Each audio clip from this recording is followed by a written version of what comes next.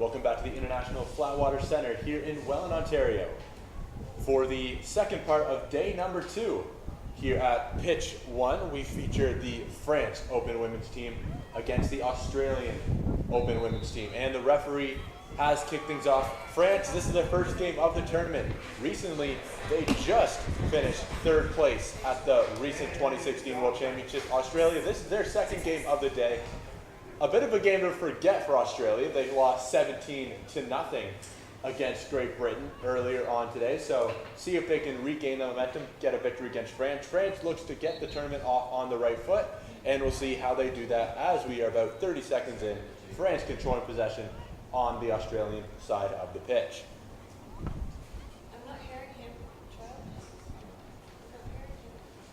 Valerie Sabouy with the ball. She goes all the way to number 6, Nice Zamfini.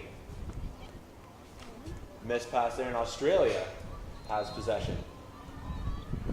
Is it the second one off the ball too, or only one?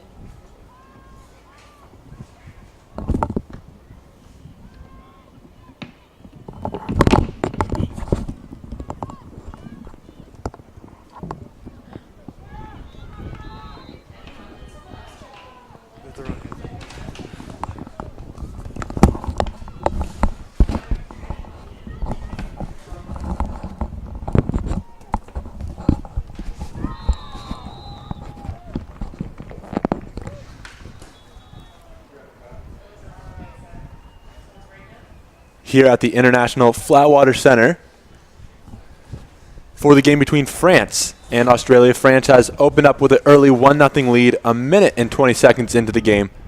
France, this is their first game of the tournament. They are coming off of a very convincing tournament just a few years ago in Italy, where they finished in 3rd place. Australia, this is their second game of the tournament. They had a game to forget against Great Britain. They lost that one by a score of 17-0.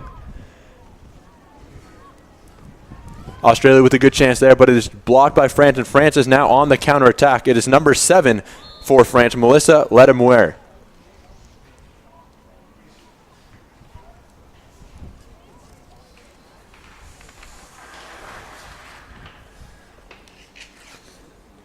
After the miss by France, Australia now with possession once again.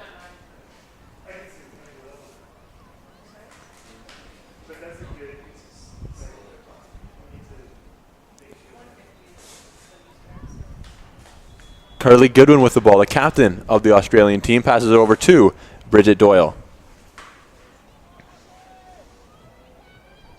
Doyle is going to go to Anna Thompson. And a great finish there by Anna Thompson. Blocked by France, and now it's going to go all the way to the other side, the near part of the pitch. And it's a great finish that time. It was Aline Rouland with the finish, giving France a 2-0 lead.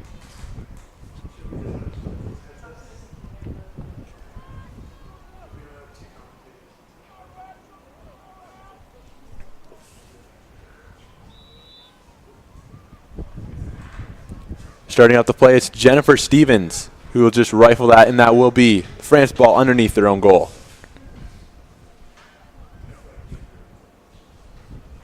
France with possession. They're going to go to that near side of the pitch, just a little bit behind Tiffany Bazin. And Australia will gain after the missed pass by France. Australia looking to set something up. France is on the press. Australia now have numbers back and are able to get back, but France already has 4 of their players in their own zone ready to defend this 2-0 lead that they have already built up very early in the game. 3.5 minutes have been played. France is up 2-0.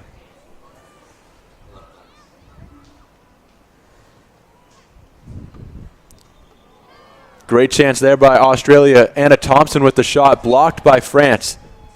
And again, they are going to counter. They have done that very well in the opening 4 minutes of this game. Australia just not quick enough to get back. And a quick shot that time by France's captain, Valerie Sabouy, just over top the net, trying to catch Australia sleeping.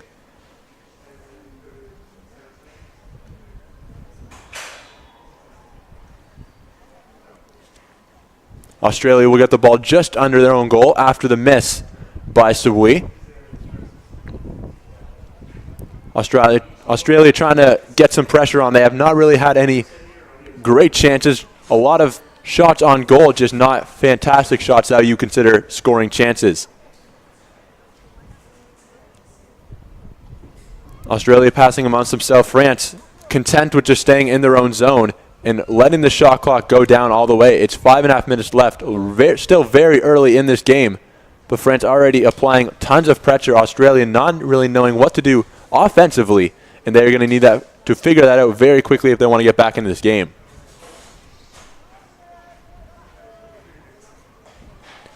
Stevens is going to go to Doyle on her left.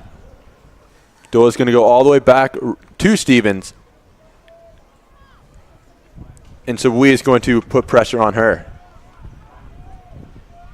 Now it's the captain, Carly Goodwin.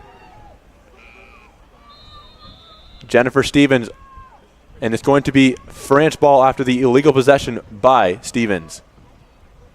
France quickly on the counterattack once again. It's Aline Rouland with the ball. She's going to go to the middle to Bazin, who will hit it off the top of the crossbar. Great chance there for France to extend that lead. But quickly, Sabui has the ball, and she'll just put that in the net. Past an outstretched Carly Goodwin in her paddle. 3-0 for the French. 4.5 minutes left to go in half number one.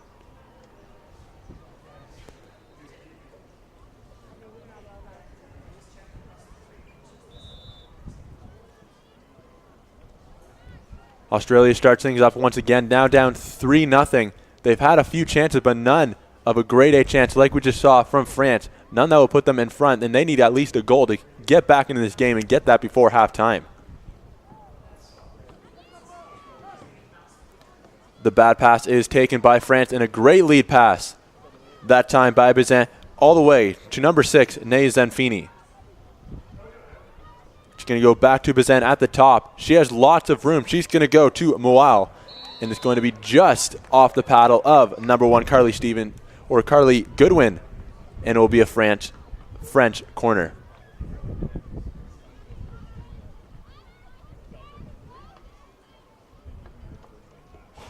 Tiffany Bazin. Now with Laurent. To Zanfini. Back to Laurent. She's going to have a shot on goal. Great save by Australia off the paddle, off the bottom of the frame of the goal, keeping this at a 3-goal lead. Australia struggling to get it out of their zone. France applying tons of pressure, not really giving Australia any chance of putting any attack on the French goal.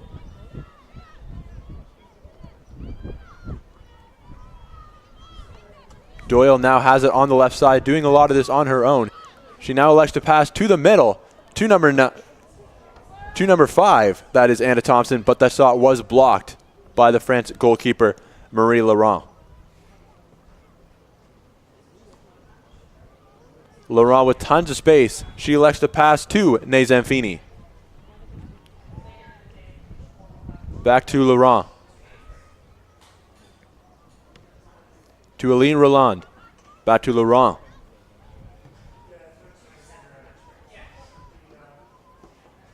Zanfini.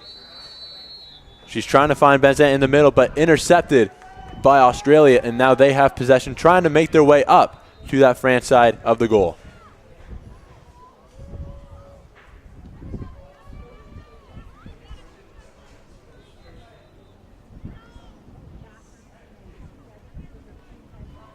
Australia still with possession. 43 seconds left on the shot clock. Great chance there by Jennifer Stevens, but is blocked before it gets to the goal. And now France again can counterattack. They have numbers. Now a 3-on-1 for the French. Chance there by Claire Moal. It will go just a little bit underneath the net. It will be France ball off of the deflection.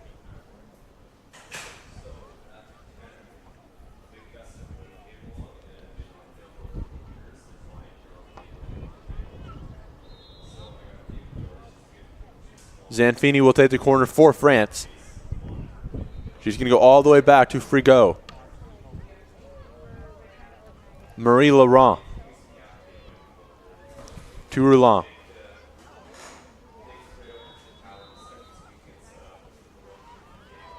Zanfini with possession, keeping it with the French.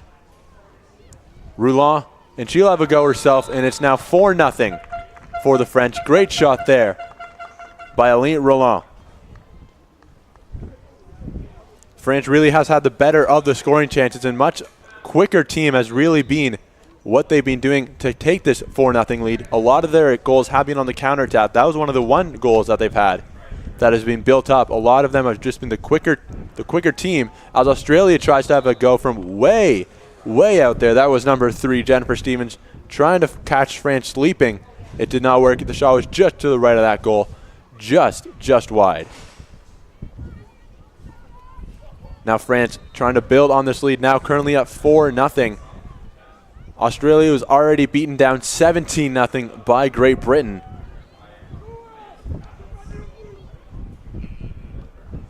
Zanfini, she's going to go to Laurent.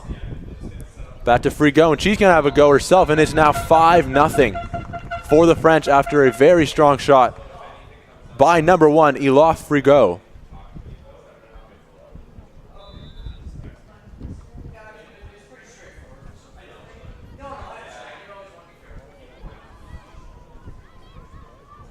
Anna Thompson, she's going to have a shot herself, and it just is to the right of the net. Australia not really building up play. They're really just getting the ball and trying to shoot on the net. Not a whole lot you can do, and France is taking advantage of that. And that is what is going to be going into halftime. It's France 5, Australia 0 at the break. We'll have a quick 3-minute break, and we will be back for more canoe polo action here on pitch number 1 between France and Australia.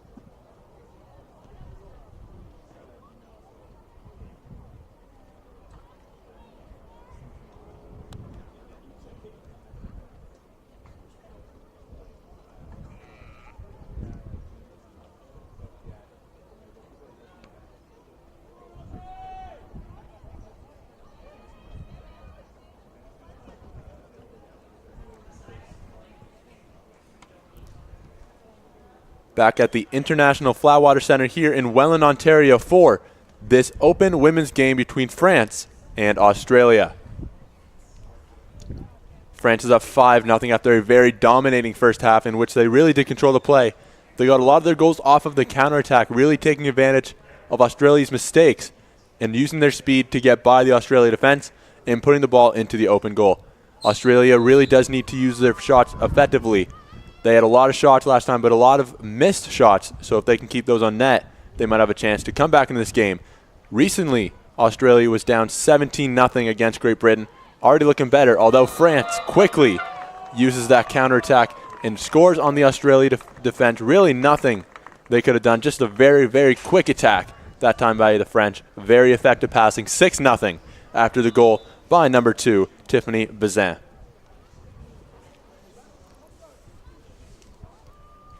As I was saying, Australia lost 17-0 to Great Britain. This is France's first game of the World Championships. Last time at the World Championships, they finished 3rd place in Italy.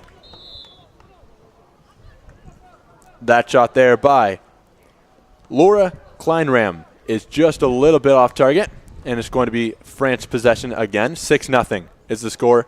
Just under 50 seconds have been played in half number 2.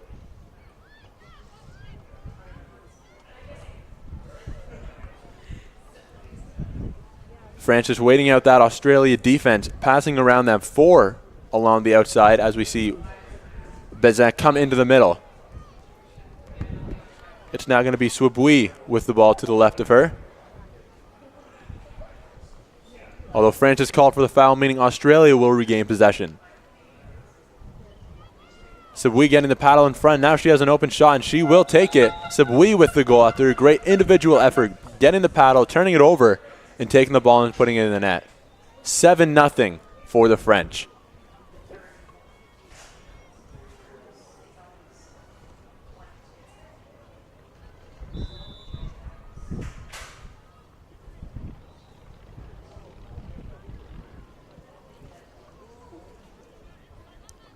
Goodwin back to Stevens for Australia, looking to try and get a little bit on the board. Chance there by Anna Thompson is just to the right of that net, hitting the back mesh behind the frame of the goal. And France again quickly on that counterattack, trying to catch Australia sleeping. Already have a player right in front of the goal, and it will be number 6, Nazan Feeney, getting the goal. 8-0 for the French. And this is starting to look a lot like that Great Britain game where they were just much faster than the Australians. And that is really the case in this game as well. A counterattack, like I said at the beginning of the half, is really what is helping France up to this enormous 8-0 lead.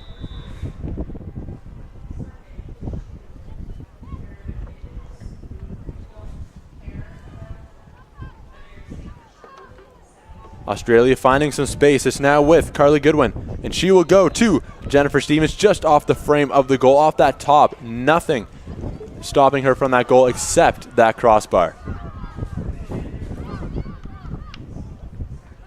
The ball is an open water battle between Australia and France, and is won in the end by Aline Roland of France. Roland will get it back, and she is going to go to her goalkeeper, Marie Laurent.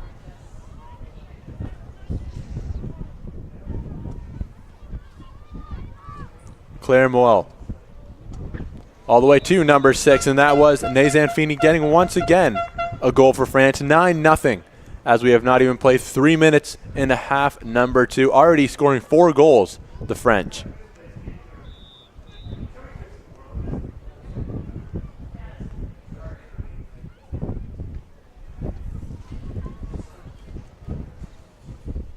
Australia starting things up once again. It is Bridget Doyle with the ball on the far side of the pitch. She's going to go to Laura Kleinram.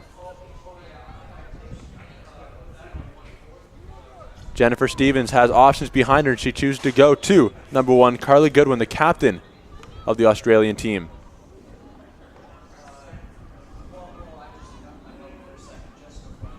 Bridget Doyle. Jennifer Stevens, she's going to try and find Carly Goodwin, but she cannot. It's right into the arms of the French player, the French captain, Valérie Sabouy, and she will give it to number 7, Melissa Ledamore, and it will be 10-0. France have hit double digits, and Australia has no answer for the quickness of the French.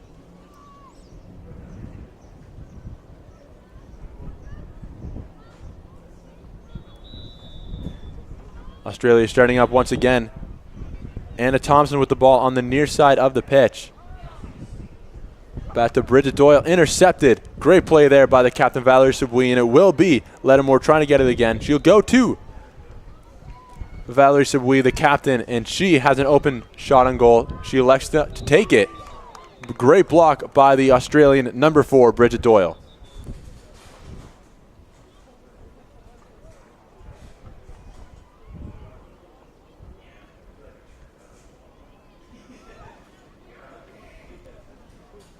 Penalty shot for the French after the foul on that free shot.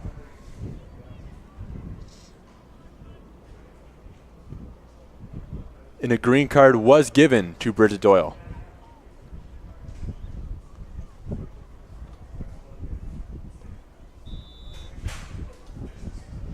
The penalty shot was converted successfully by number 7, Melissa Lattimore.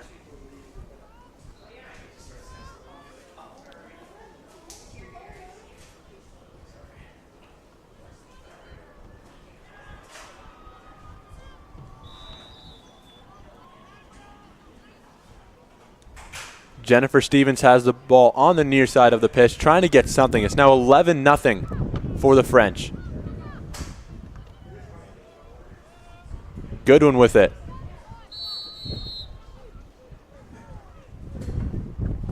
Foul by number 6 on the French team, Nezamfini. Goodwin with it now. She's going to go all the way back to her. Alana Pacol to Kleinram. Stevens with it. Pressure still on by the French team, not allowing Australia to get anything going. Goodwin with it. She's going to go to a back pass to Stevens. She has options to her right. She elects to go to number 5, Anna Thompson, right by the goal. And another fantastic save that time by Marie Laurent. Substitutions made on both sides. And now it is Aloy Frigo taking it up. Nobody near her. She elects to go into the middle. And now it is with Laurent, and she misses. It is a bad pass turnover by France, and Australia now have possession. Carly Goodwin with the ball on the Australian side. 4 minutes, 43 seconds remaining. 11-0 is the score between France and Australia here at the Welland International Flatwater in Welland, Ontario. Carly Goodwin trying to find some space. She finds Anna Thompson in the middle. And it is going to be a corner for Australia off of the deflection.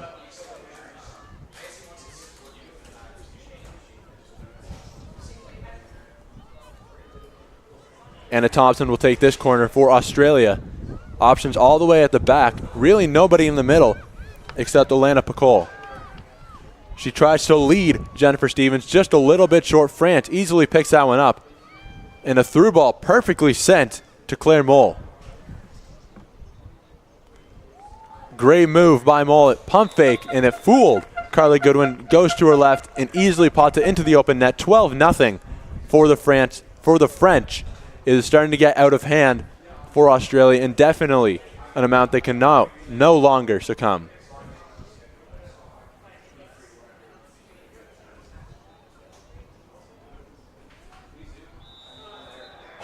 Australia starts it up once again. On the near side of the pitch, it is Anna Thompson. Lots of room, but all of the players to her left. And now France quickly on with the pressure. Blocked that time by the captain, Valerie Sabouy.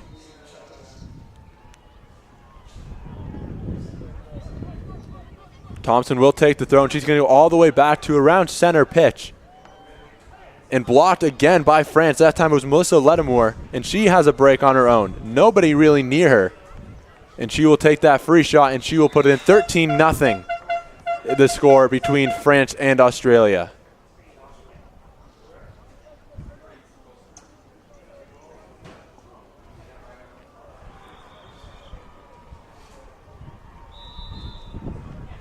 Australia ready to start once again, trying to get a little bit of something going in this second half. They had a few shots in that first half, but really none on target, and they haven't really challenged the goalie Marie Laurent so far in half number 2. Carly Goodwin, she's going to switch the field all the way to number 3. That is Jennifer Stevens trying to take a shot on. Blocked again by the captain, Valerie Sabouy. The lead pass to Sabouy is a good one, and she will lead pass to number 2, Tiffany Bezant, and she will take a rocket of a shot from about 3/4 of the field, and it was just off target, blocked by Carly Goodwin. Corner now for the French. 2 minutes, 40 seconds remaining, 13-0 for the French if you're just tuning in. Sabouy trying to find Lattimore, and she cannot. Now it's going to go back to Sabouy. pushed in the middle. A clear contact there. Lattimore has it. She's going to go to number 5, Laurent. Sabui to the far side of the pitch to number 2, Bezin. Back to Sabui. Trying to find teammates around her. She cannot. It's just off the front of the paddle of Melissa Lattimore. Stevens trying to find an Australian teammate surrounded by French white kayaks. Carly Goodwin already getting pressed just underneath her own goal. Nowhere for Australia to go. The French really applying all of the pressure, and all that Jennifer Stevens can do is let it go for a corner.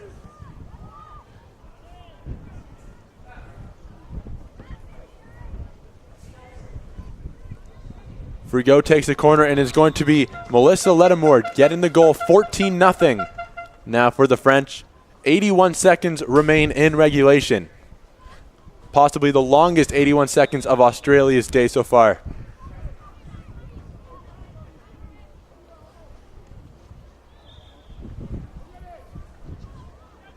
Pacol with the ball on the far side of the pitch. Now to number 8, Laura Kleinram. Again, French pressing unbelievably hard, and it was going to be number 6, Zanfini, with the turnover. It's now a 4-0 for the French. Surely this is going to be 15-0, and it will be number 6, Zanfini, finishing off the play by the French after the pressure and turnover by Zanfini.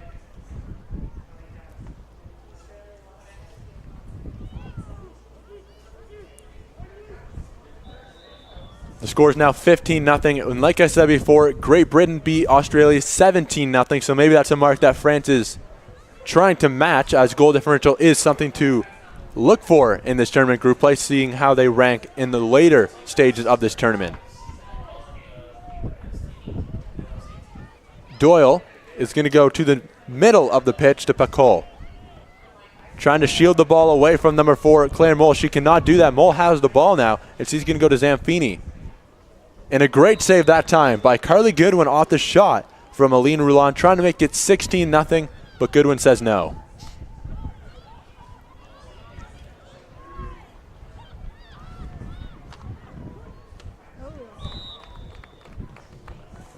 Just 3 seconds remaining, and this will pretty much do it for the end of the game. The final will be 15-0 in favor of the French. Just a fantastic effort by every white kayak. Australia, they are now 0-2 and have a goal differential of -32, something to definitely work for. And France have a very good start to this 2018 International Canoe Polo World Championships by beating Australia by a score of 15-0. We will be right back with the game between the women of Italy and the women of Japan. Stick with us here at the Welland International Flatwater Center.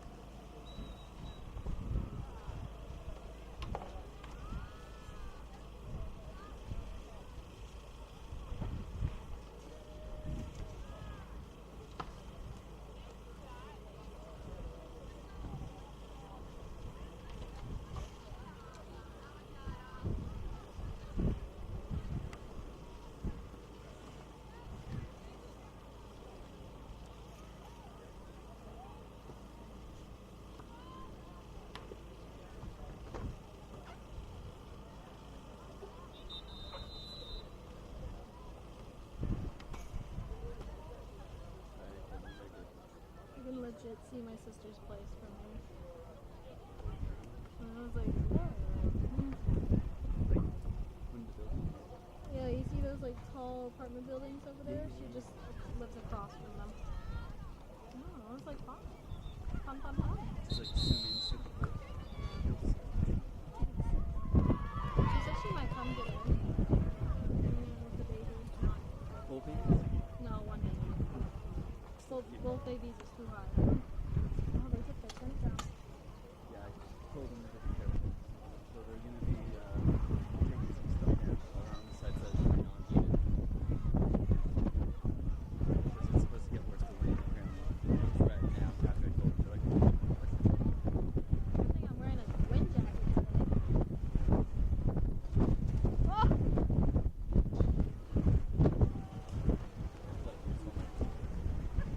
It's so windy.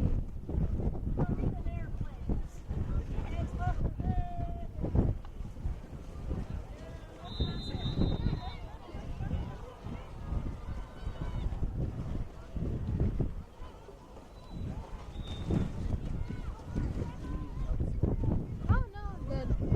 I'm used to standing for long periods of time.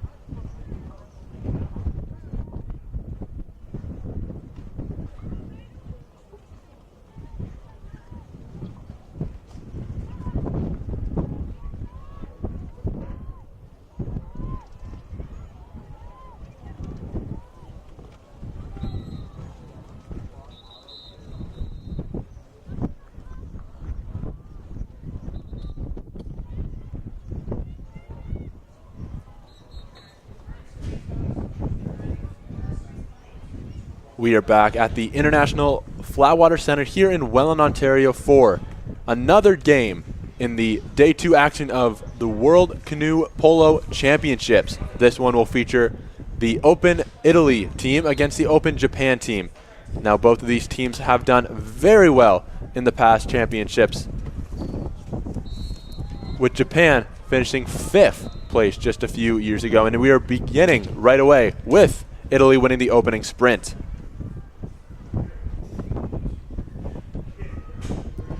Cogoni with the ball will be just behind her, and getting the ball back will be Prespino. Legault with the ball for the Italians, going to her right. That will be to Szczepanska.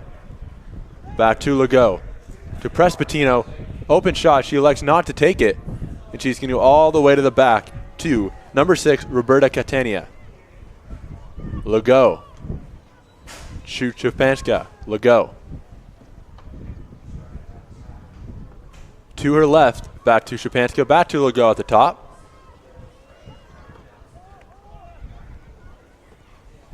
The pass just a little bit too far for Catania to reach, and Japan will get possession in their own zone, looking to attack. Number 8, Yuki Sato with the ball. Controlling the play for Japan. Now with number 1, Risa Hori. Ayaka Kuramoto with the ball. Back to Hori.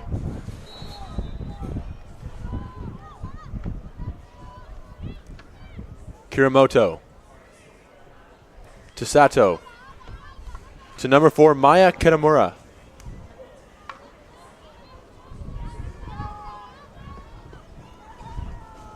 Kuramoto.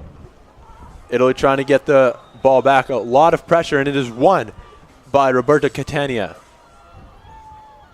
Numbers are on the Italian side as they try and go for goal, and it will be number 8, Silvia Cogoni, with the goal for Italy.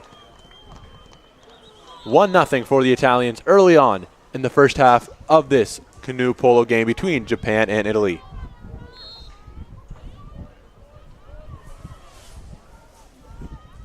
Risa Hori.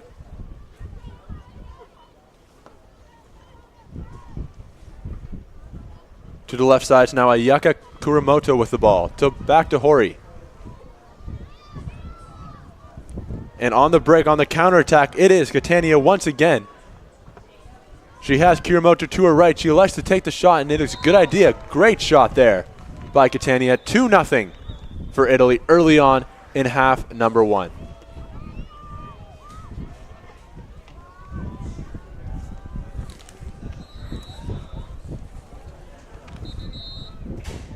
For Italy, this is their 8th time at the tournament. Their best finish was just last year where they finished 5th, like I said earlier on in the broadcast. They have never made it in the top 4. Japan has made it in the top 4 3 times. They got 3rd place in both 2002 and 2004. And their most recent result, back in 2012, they have not played in the past 2 tournaments where they got 7th place.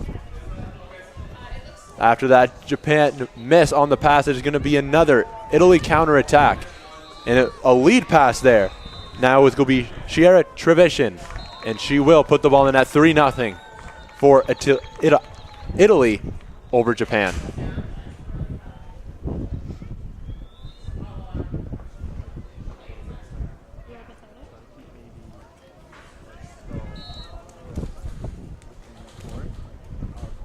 Japan starting things up once again, quickly down 3-0. We have not played 3 minutes into half number 1. Italy really just controlling the play and taking advantage of a lot of Japanese mistakes.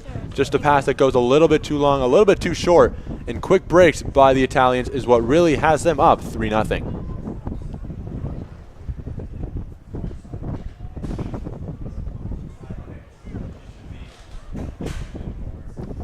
Kitamura with the ball. 3 Japanese players are inside that Italian zone. Now it is with Kuramoto. She's going to take a shot. She's going to go just above that goal. A little bit too high. Nothing to worry about for the Italians. And still 3-0 is the score as Japan has to track back.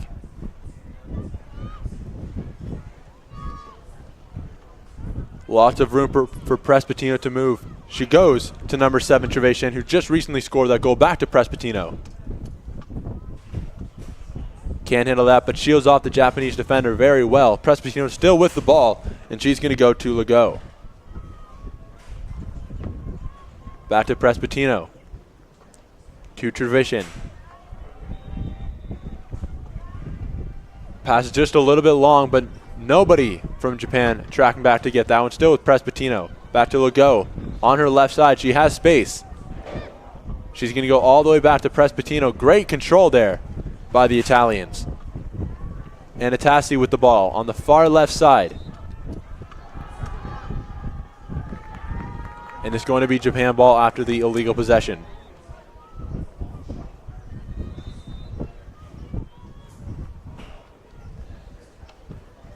Kuramoto with the ball for Japan, trying to get something going. They have not had very high quality shots so far that have tested the Italian goalkeeper, Madalena Legault.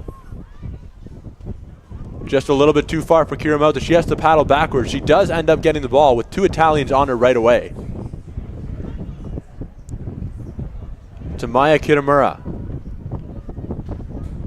Matsumoto back to Kuramoto. Kuramoto has space. Fakes the shot, and she's going to go behind her to number 1, Risa Hori. Hori has it. She's going to take a shot, but that's blocked very well by Ada Prespatino.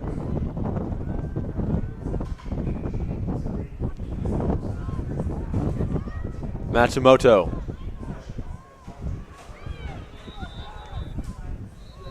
Maya Kitamura. Back to Risa Hori. Oi Suzuki. And it's going to be intercepted by Italy. And it will be Italy ball. Now with Silvia Cagoni. She's going to go towards the middle to Trevisan. She's going to go back to her right, back to Trevisan. And Trevisan finds Madalena Legault. 4 Italians well out of the middle, passing the ball around. All 5 Japanese are in the middle. Now Italy is crashing that net. All 5 of them are inside the middle. And the fake shot, now it's going to be Legault who's going to have a try, and it's going to be just out after deflection. Italy corner after the deflection by number 5, Aya Suzuki.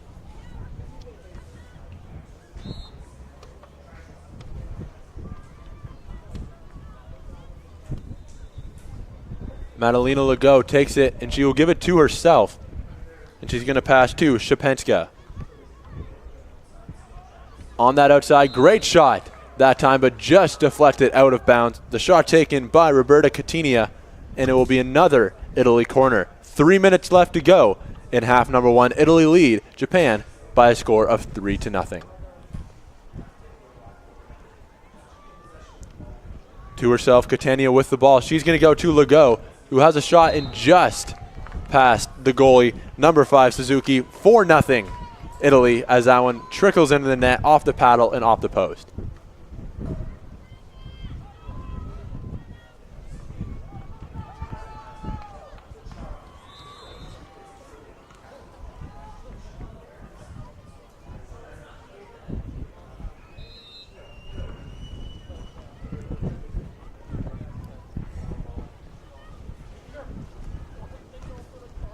For both teams, this is their second game of the day. Both of them are coming to this game with a 1-0 record.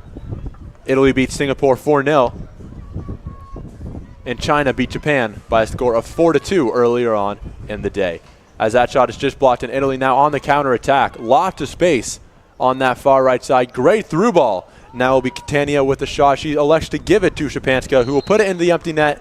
5-0 for the Italians. Great passing play, great counter attack. No chance for Japan on that play. 5-0 is the score.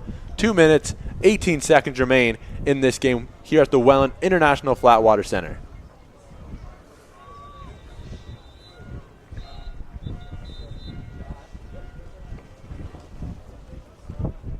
Suzuki will take the ball up for Japan. She has options to her left and right. She chooses to go to her right to Ayaka Kuramoto.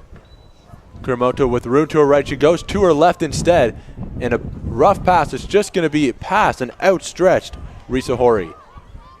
Risa Hori does well to shield off the Italian defenders and keeps it, and it will go back to Kuramoto. Good through pass to the left side of the pitch. Now with number 4, Kitamura. Kitamura tries to go into that middle, trying to find number 7, Shiwashawi, and she cannot. It just off the outstretched pass, or outstretched paddle of the Italians. Anastasi with the ball. She finds Catania, and she is going to take a shot. Great save that time by Ayaka Kuramoto of Japan, and it's going to be an Italian corner as we just have 93 seconds left in half number one.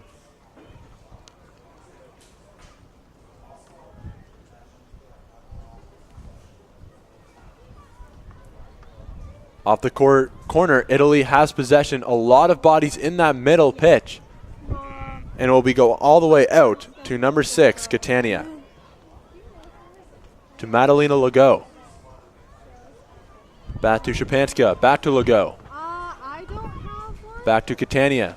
Looking at goal, but she likes to flip it to Anastasi. And she will put it in herself. 6-0. The scoreboard reached 45 seconds left to go. In half number one, Italy has really taken it to Japan, really have had the better of the scoring chances, and the scoreboard is really what you would think is happening in this game. 6-0 for Italy. Italy truly dominating the first half.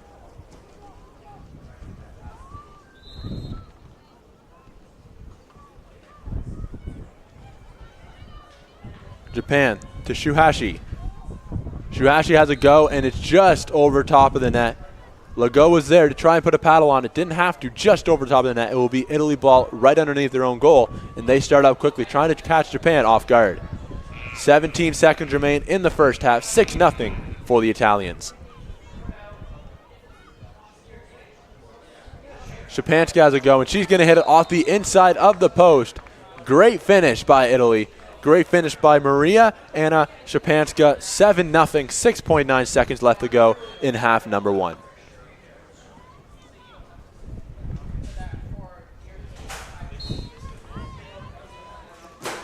Japan starts off quickly. Just 1 second left. They're going to have to shoot quickly, and it's going to be blocked by Italy. And we will head into the halftime break with Italy leading 7-0 over Japan here at the Welland International Flatwater Center. We'll be back with half number two in just a few minutes.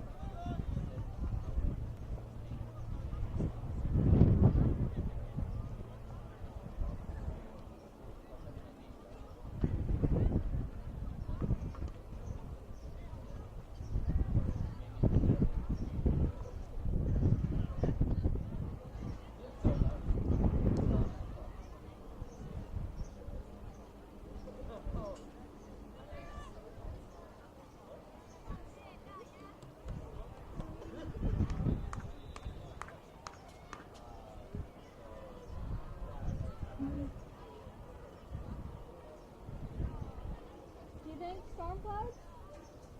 That's what's rain. Remember they told me that? Not supposed to. We got it covered. There's a tarp underneath. I know, but look at that.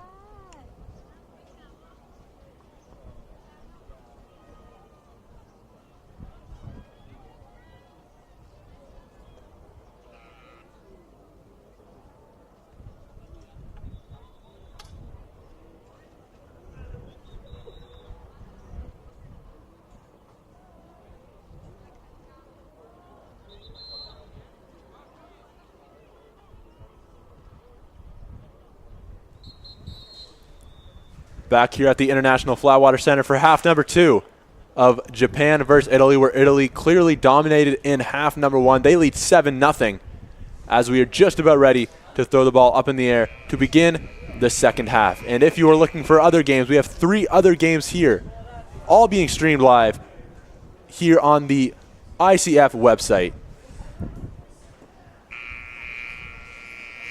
We're just about ready to go between Italy and Japan, half number 2.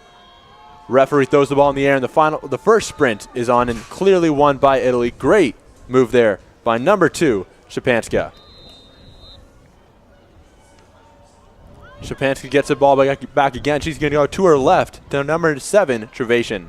Back to Szczepanska. Legault with the ball. Back to Szczepanska.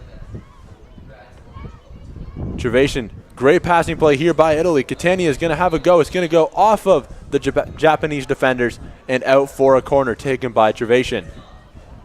Like I said, we have all 4 games going on. We have Poland and Argentina. Poland's currently up 5-0 in the third pitch.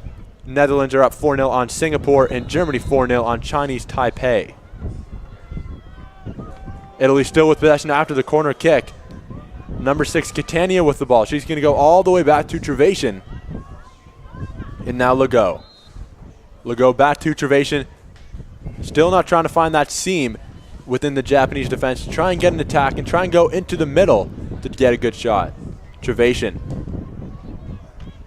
She finds Catania. She's going to have a shot. It rockets off the right side of the post and stays out. Legault was the first Italian to get to the ball, and she will go to Trevathan at the top. Now it's Catania. All the way to Legault. She has a shot, and she's going to take it. Blocked that time. A great block by Suzuki of the Japanese, and it will be another Italy corner.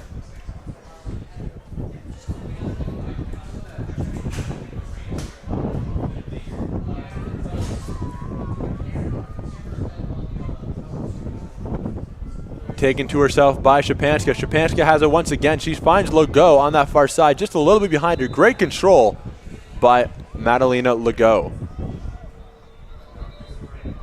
A little bit too far that time for Catania. She cannot handle it. It's going to go out of bounds, and it will be Japan ball as they get their first touch of the ball of the second half. Already 2 minutes and 15 seconds have been played in Japan, finally getting their first possession.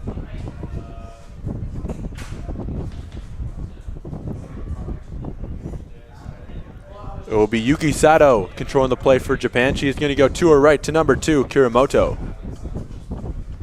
Sato. Back to Kuramoto. Lots of room for Kuramoto. All 5 Italians right inside that Italian goal area. 4 Japanese just controlling the play outside. Now it's with Kiramura. Kitamura still has it. She finds Sato, and she cannot handle that. And now Italy is on the break once again.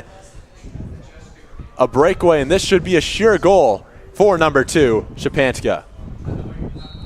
All alone in front of the Japanese net, and it will be in the net. It will be 8-0. 6 minutes, 53 seconds remaining in the game. 8 for Italy, 0 for Japan.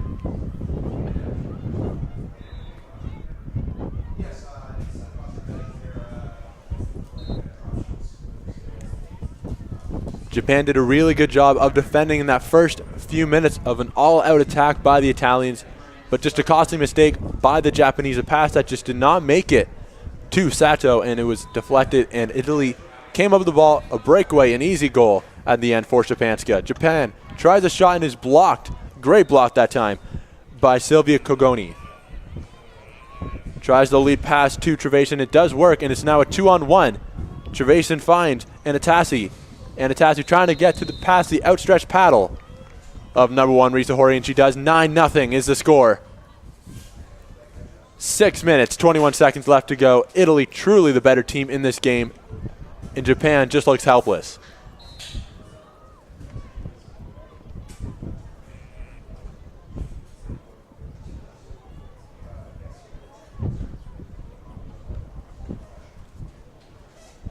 Yuki Sato with the ball. Shuhashi. To Kuramoto, back to Shuhashi. Shuhashi taking it in the middle herself. She's going to drop it back for Kitamura. And Kitamura throws it back and will receive by Shumashi. The pass just a little bit too far for Suzuki. And Italy will shield off. And it will be an Italy break. 2 Japanese already at their own goal, awaiting the Italy counterattack, but it will be slowly brought up the pitch by the Italians.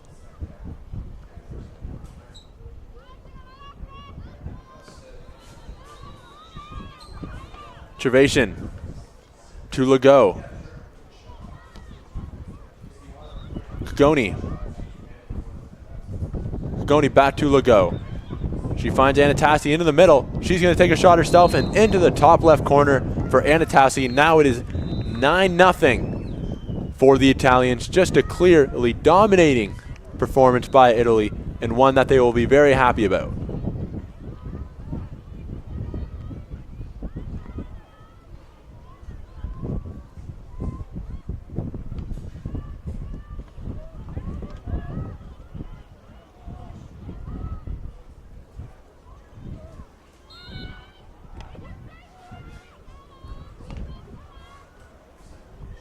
Suzuki will take the ball up the pitch for Japan. She's going to go back to Shuhashi.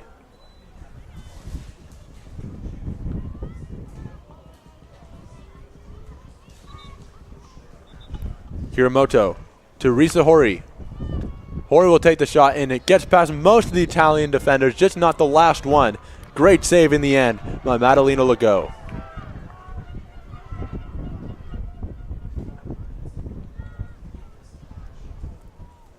After the foul by Italy, Japan will have the ball. It will be a corner in the end, as the referees say it did go past that buoy line. 4 minutes, 20 seconds left to go. 10-0 is the score. Italy leads Japan. Risa Hori elects to go to herself on this corner. She finds a spot and just a little bit wide, and she cannot put Japan on the board. Still 10-0, 4 minutes left to play in this game at the Welland International Flatwater Center here in Welland, Ontario, Canada.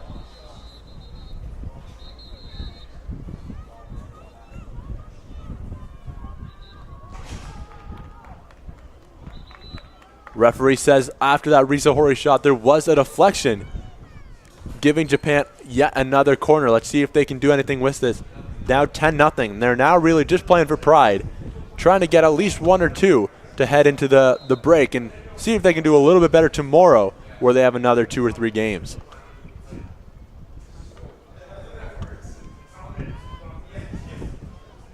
Now with Risa Hori. Sato back to Hori. Shot there by Shuhashi. Another fantastic save by Madalena Legault. Shuhashi had a rocket of a shot going into that top left corner. Legault stuck the paddle out and made a fantastic save.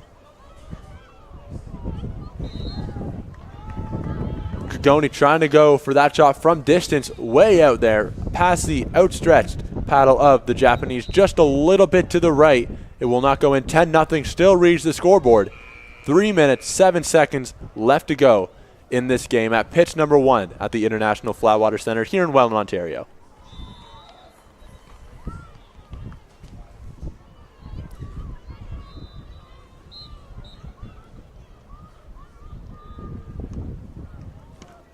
Japan is ready to get things going once again. It is Kiho Shuhashi with the ball going to her left to Maya Kitamura. Japan on that left side of the pitch with Kuramoto. Kuramoto gets it once again. She takes the shot and off the deflection. Another great save by Madalena Legault, and it will be another corner for Japan.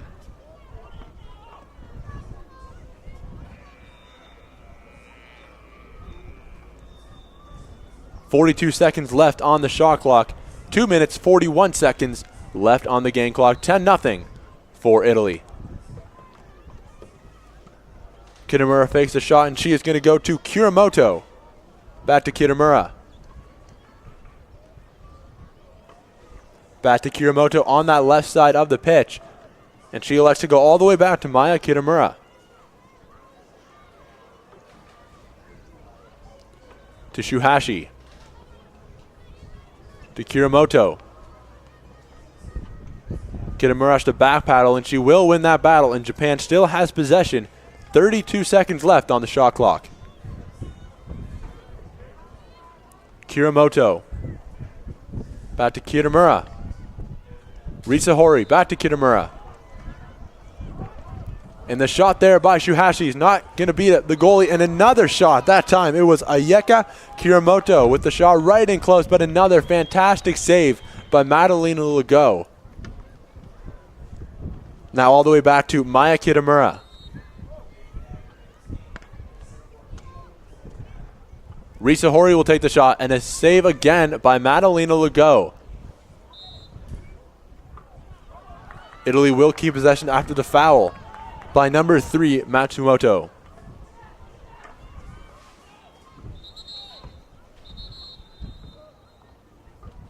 Excuse me, it's the other way around. Matsumoto has drawn the foul from Madalena Legault. Japan will keep possession in the Italian end.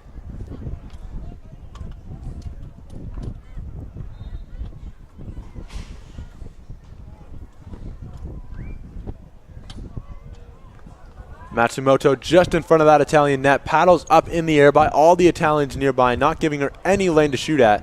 She elects to hit it off the Italians and try and start play up once again, but it will not work. Risa Hori with it now. Another block by Madalena Legault. Again blocked by Madalena Legault, and it will be another Japanese corner.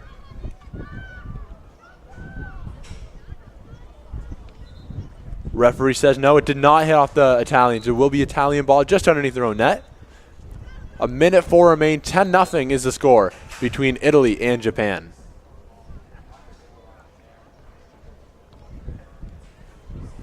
Is now Trevation, and she will go to Madalena Legault.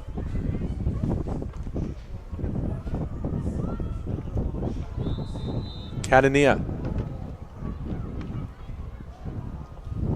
Great pass into Rossello, and she gets blocked. Great save on the Japanese side by Yuki Sato. Sato will take that up herself. Elects to go to the right of her to Ayaka Kuramoto. Lead pass to Shuhashi. Just a little bit in front of her, and number 6, Catania, will make her pay for that. She has possession now for the Italians. Just 25 seconds left in this game. To Szczepanska. Trevation will have it. Szczepanska will get it once again, and another fantastic save, this time by the Japanese. It is Yuki Sato getting the paddle on it. Corner for the Italians. 12 seconds left. 10-0 is the score.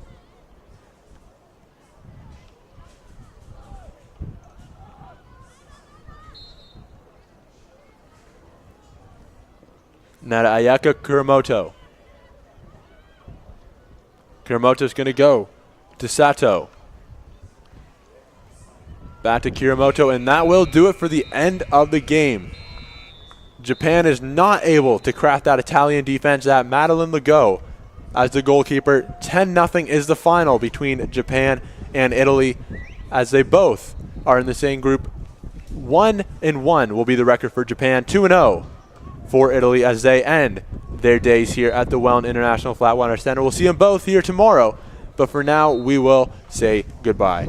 And we hope to see you very shortly as we kick off more international canoe polo action with France against Poland in just a few minutes. We hope to see you then.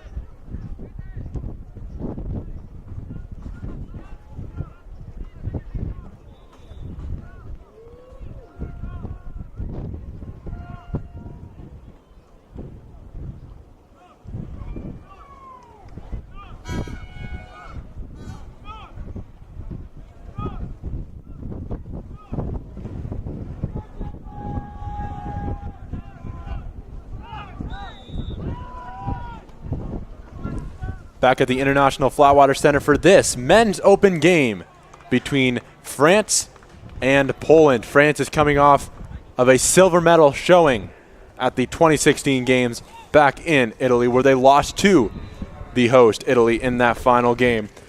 Poland, they came 11th in that tournament, so looking for a little bit of redemption, seeing if they can get into that top 10, eventually maybe even getting into that medal position.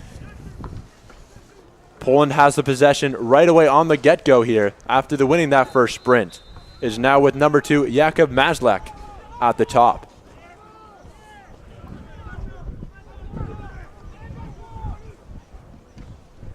Slips it through Poland and is with number 6, Donart. And just off the deflection, a little bit high, and it will be France ball underneath their net. Good chance there by the Polish, but not quite in the net. 0-0 as we played a minute at the Welland International Flatwater Center here in Welland, Ontario. France, like I said, are coming off of that silver medal showing against Italy in Italy just 2 years ago. Looking to regain that form and eventually go for that gold medal here in Welland. It's Baptiste Coda. He's going to go all the way to number 1, Alan Lignell.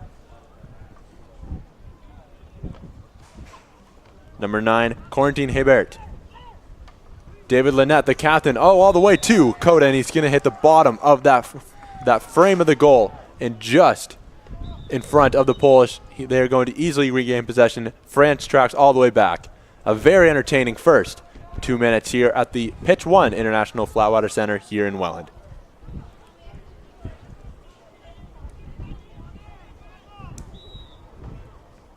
Just about right to resume here with Mazlak controlling the play. Back to Hubert Migdalski.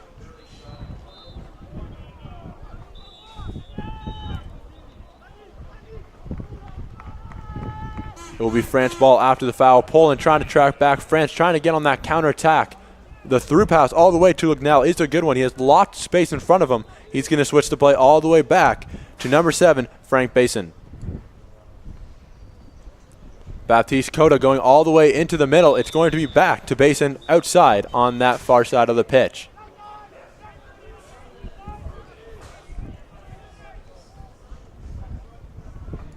Coda has the ball inside.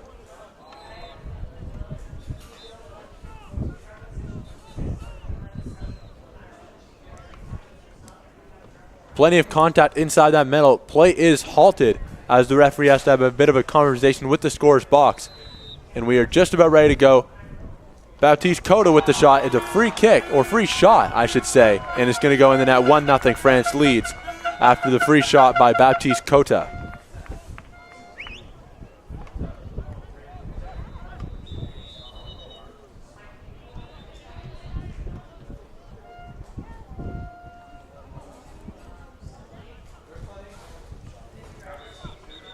After the goal, Poland is ready to start. It is Mazlak with the ball.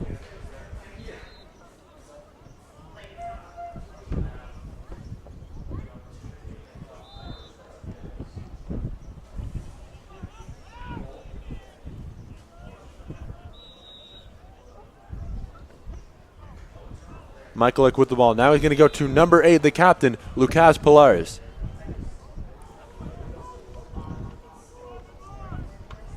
Migdalski all the way back to Pilares on that far side. And he's going to go all the way back to Jakub Mazlak. Back to Pilares. He has space on the near side of the pitch. He's going to go to Mazlak at the top. Migdalski trying to make some room inside. He's going to go all the way back to Mazlak at the top. Fakes the shot. Lots of contact going on in that middle. 2 Polish players for every 3 French players, it seems like. And Mazlak has the ball back at the top.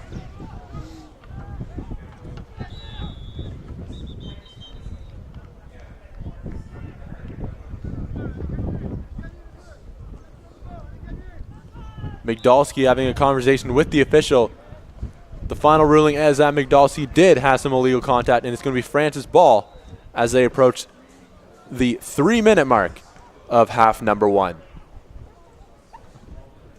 Lignell going into the center. He's going to retreat and go all the way back.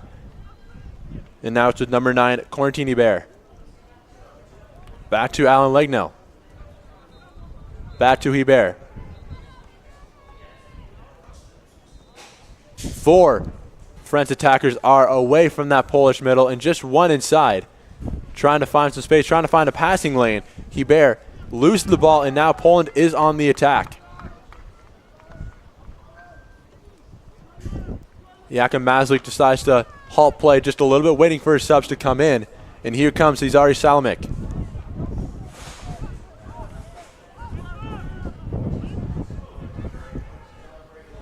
Diakowski. Back to Mazlek.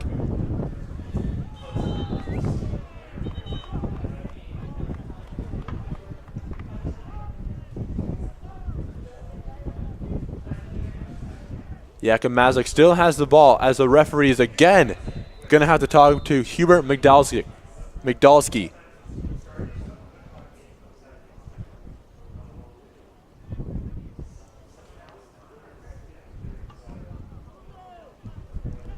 The green card is given to Migdalski.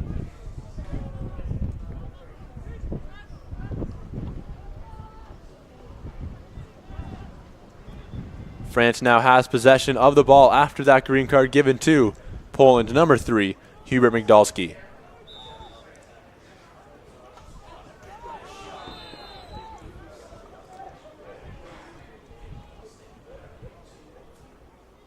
Very entertaining first 4 minutes of play here at the International Flatwater Center in Welland, Ontario. France lead 1-0.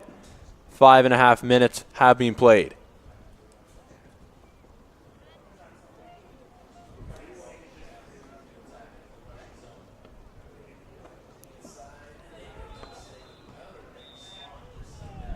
Referee still deciding to halt play. France just passing the ball amongst themselves. And it looks like we are ready to resume as Lignell passes the ball to Baptiste Cota. Back to Lignell, back to Besson. All the way outside to Cota. Now with number 5, Mathieu Deltray. Back to Deltray, just past the other Polish defenders. Now with Captain David Lynette.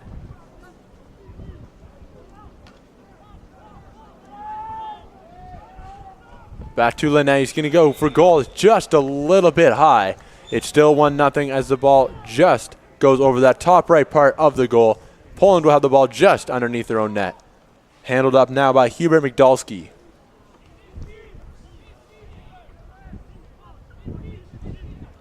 Migdalski taking his time. Has options to his left. He chooses to go to number 7, Thomas Smug.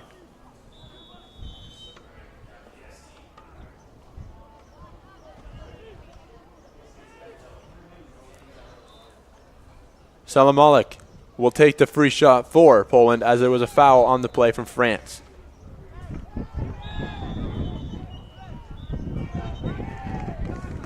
Still Polish ball. False start there by France.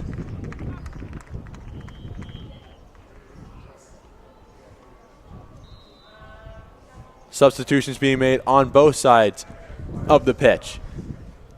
1-0 France lead, 5.5 minutes having played, 4 minutes, 24 seconds left to go in half number 1 here at the Welland International Flatwater Center. The captain, Lucas Pilar, is set to take the penalty shot for Poland.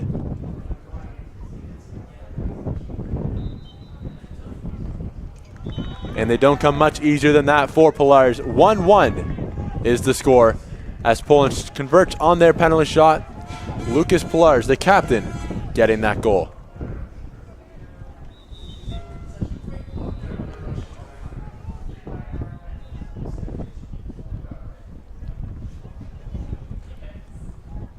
Hebert with the ball.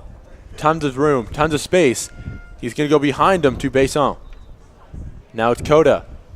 Back to Hebert.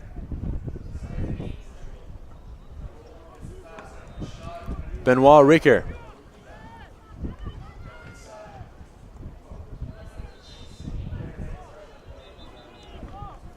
Back to Baptiste Cota.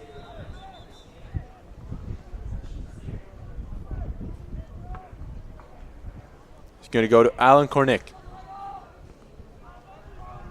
Back to Cota. Back to Kornick. fakes the shot. He's going to go to Hebert, who takes the shot. Great goal by the French. On the end of that was Corentin Hebert, making it a 2-1 France lead just after Pillars had converted on that penalty. The possession after, great answer by the French.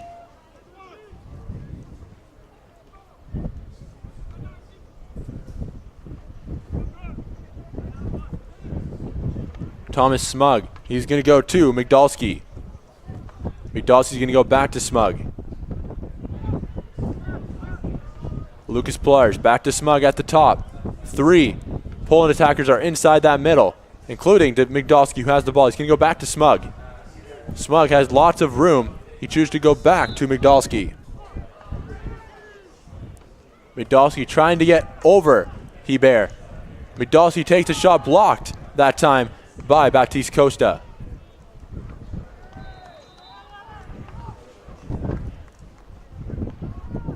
Alan Lignell with the ball. Surrounded by Polish defenders. He's going to go behind him to Baptiste Costa. Lignell now with room. He's going to take it himself, go to Costa to his left.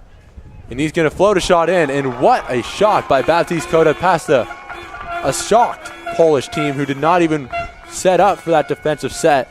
Costa caught him off guard and found that top right goal. 3-1, the French lead.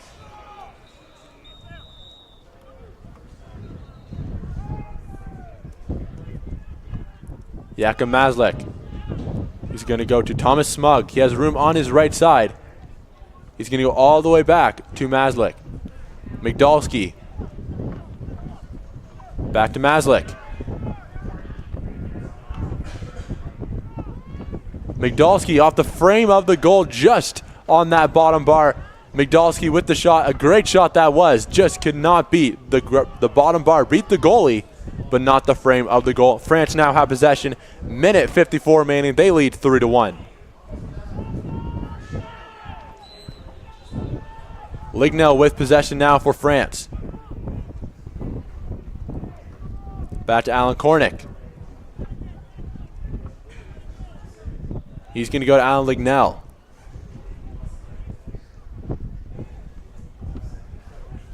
Alan Kornick.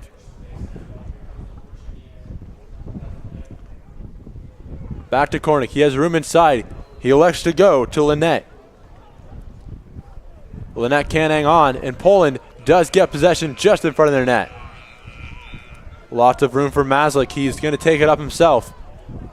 And he's going to try and go for goal himself, and just over top of the bar. No chance for France to get underneath that play. Great shot by Mazlik, just over top. And now France have possession underneath their own goal. Just under a minute remaining. They lead 3-1.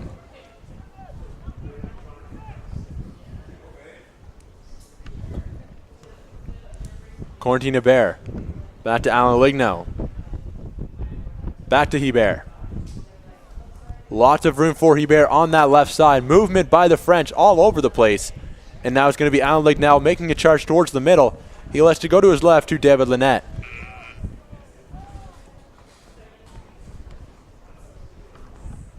A lot of passing here by the French. They're in no rush. Still 20 seconds left on that shot clock and just about 20 seconds left on the game clock.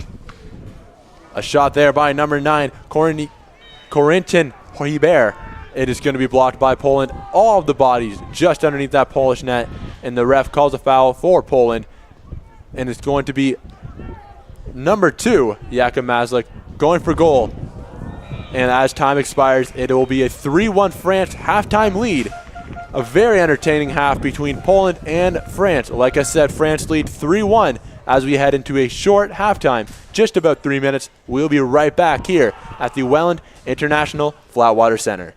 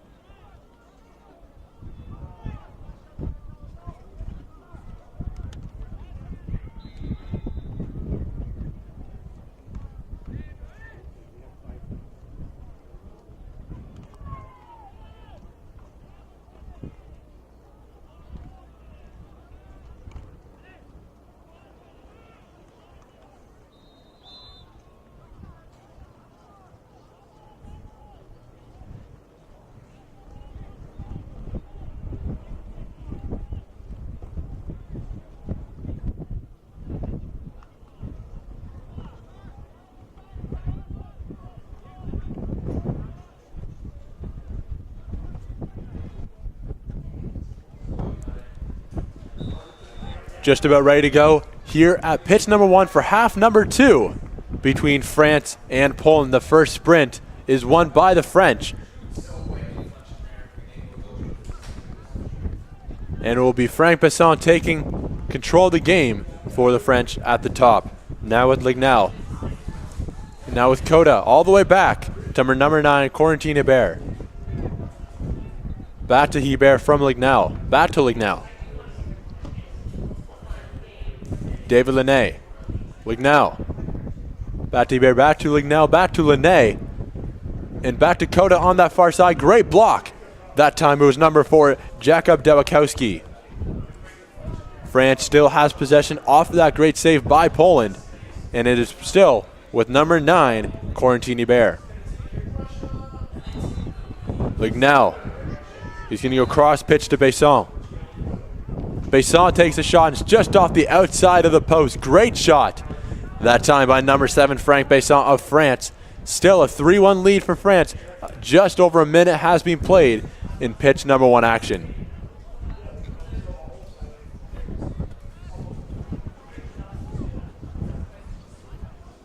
Back to Lignal. Just cannot handle that pass. Poland will regain possession. And a lead pass. It will go to Jakub Mazlik. Can he get a hold of it? No, he cannot. Just pass the paddle, appealing to the referee for a foul against Baptiste Coda. He does get one, so it will be a free shot for Jakub Mazlik. Baptiste Coda not happy with that at all, and it will be Mazlik with possession.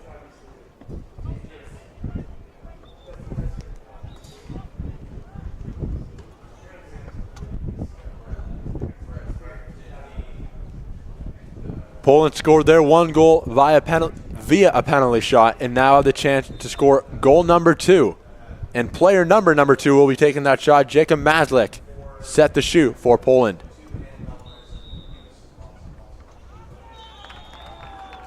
And Poland are now within 1, 3-2, France lead. Both of these teams are playing in their second game of the day. France drew against Portugal 3-3 earlier on today, while Poland, they convincingly beat Russia by a score of 8-3 at the same time. So they are both 1-0, or Poland is 1-0, France 0-1. Now Lignal. He's going to go to Cornick. Now all the way back outside to the captain, David Linné. Back to Cornick. Linné has options to both his left and his right. He chooses to go to his right to Frank Besson. Cornick with the shot just off the top of the goal. Great chance there by France. Alan Lignal. Now to Alan Cornick. He has options to his left and right. Goes to his left to Alan Lignal. Now it's with Deltray. Back to Lignal. Lignal goes cross pitch to number 8. That is Benoit Richer. And now it's with Cornick. Cornick just inside that Polish goal. He goes all the way to the other side to Lignal, who's going to go all the way back to Cornick, who's made himself open at the back side of the pitch.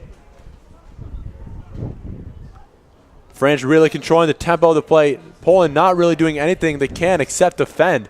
And France is just passing among themselves, trying to find a cut, trying to find a player open in the middle to try and get a good shot away. They just can't do it.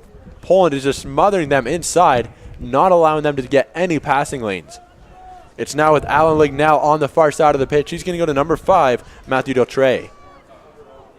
Back to Lignal on that far side, trying to look for something, trying to look for one player to cut into the middle. Back to Lignal, and it's now back to number 3, David Linné. He tried to get a shot off, blocked by Poland, right in the middle to Cornick, and he will finish 4-2. France has doubled their lead and take a 2-goal lead. 6.5 left to go in half number 2.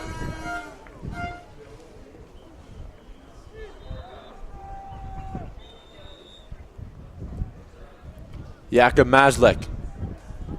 He will control the play for France. He recently scored on that penalty shot, but France got one back. He made it 3-2. France has just recently made it 4-2 thanks to the goal by number 6, Alan Cornick.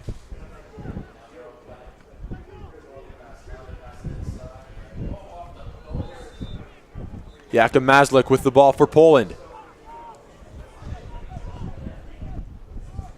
He tries to shoe and it ricochets off the French defender and still in play. Kornick with possession tries to heave one downfield, try and give a through ball. Poland does deflect it, and now they have numbers in front of the French goal.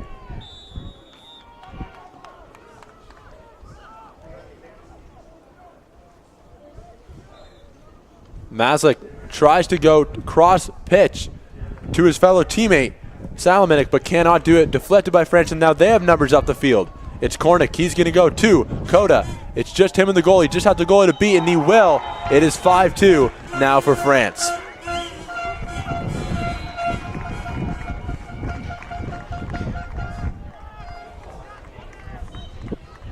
France capitalized on the Polish mistake, just deflected the pass intended for Salomonic. Now 5-2 after the great goal by Koda off the feed from number 7, Frank Besson.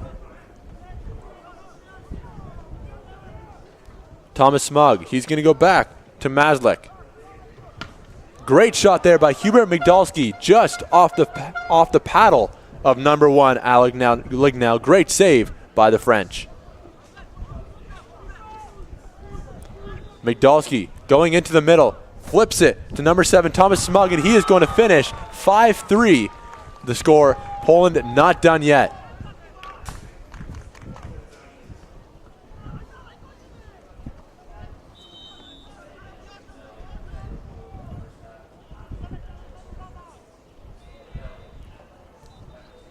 France now has possession. It is number 6, Alan Kornick, leading them up the field. Gives it to Alan Lignell, and Kornick will go beside him.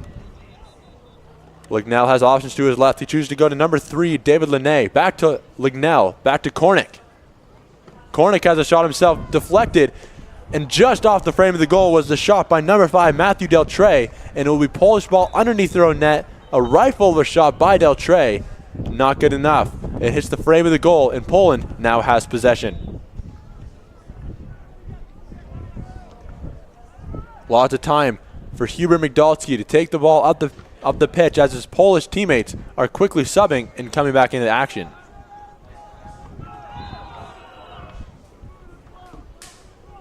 Thomas Smug. He goes back to Mazlik. Back to Migdalski. Back to Mazlik.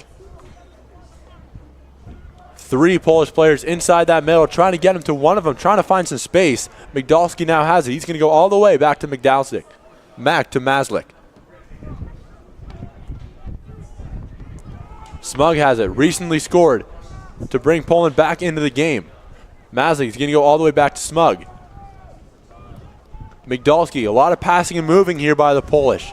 They just cannot find a way to get past those France paddles up in the air. France not letting them see any passing lanes.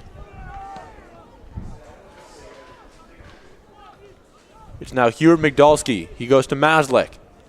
Thomas Smug with it on that left side now. He's going to go all the way back to Mazlik.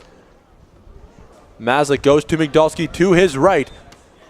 Great save that time. It was number 1, Alec Nignell, getting the paddle up and deflecting. That was headed towards the top left corner of the goal. A sure goal, but great save there to keep this at a 2-goal game.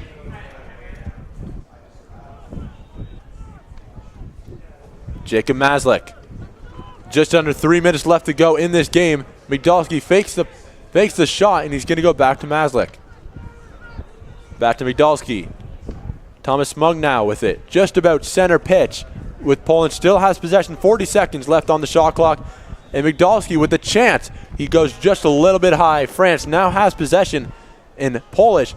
The Poland really needed that goal. They had a lot of possession. France just smothering them. Cannot find a way to get that ball inside, having to settle for these longer shots.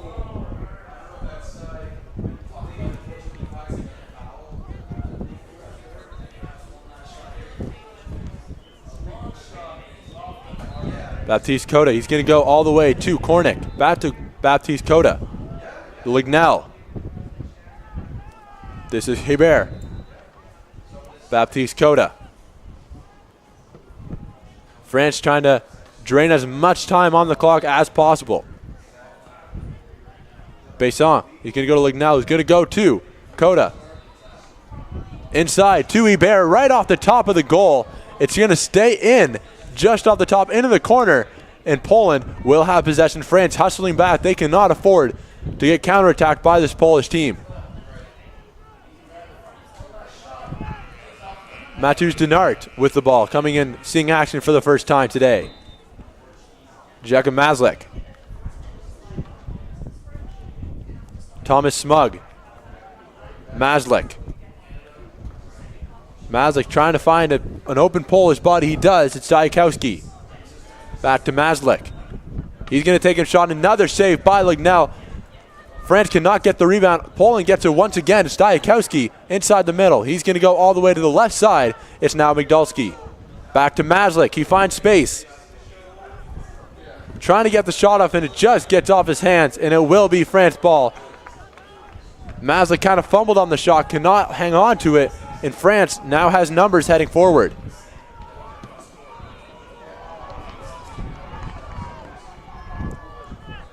Migdalski gets the steal, and now Poland has possession once again. 45 seconds left. 4-3, France lead.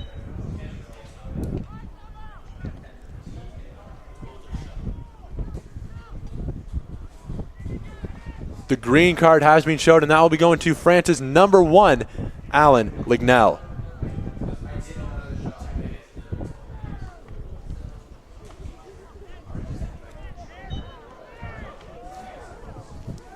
Poland regaining possession once again. Now it is Diakowski. Diakowski going to Mazlik. 40 seconds left. Poland down by 1. Mazlik. Now to Migdalski. He has Diakowski on his right. He goes to him. Diakowski faces the shot. He's going to go to Mazlik. Mazlik's going to go to Migdalski on that right side. Migdalski trying to find room. Another fantastic save. That time it was Alan Lignell getting the paddle out, and it'll be a Polish corner. Just 15 seconds left to go. Poland down by 1. Tons of pressure on this France side. Deflected that time. It was the captain, David Linné. Diakowski will get it. Poland has to get a shot here. It's Mazlik trying to shoot. He cannot do it. It is now number 1, Salmonic. And it's another corner, but that may as well do it. 0 seconds left on the clock. France come away with a 4-3 win in a nail-biter. Poland down by 2 coming in to the coming into the second half, and they get the 1, but it will not be enough. France comes away with the 4-3 win here at pitch number 1. A fantastic effort by the French, but not good enough. Next up, we will have the game between Germany and the Netherlands under 21 men. We will be back in just a few minutes.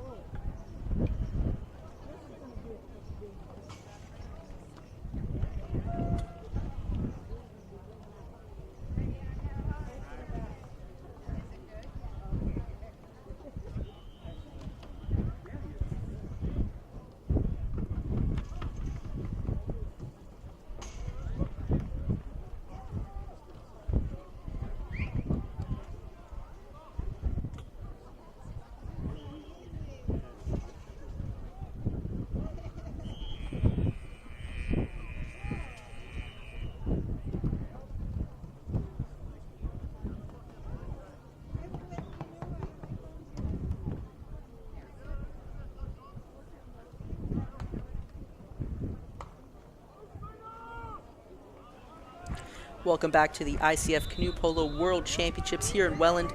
We are about to see the opening sprint between the Netherlands and Germany, both teams in Group D in the men's open bracket. This is the second game for both teams so far on day 2. Germany was successful against Canada 5-2. The Netherlands beat Sweden 7-3. Canada and Sweden will be playing on pitch 2. That's available at canoeicf.com. Germany is on the attack first, looking to get inside. A quick shot at the goal. It was deflected though, and it looks like it will stay Germany ball.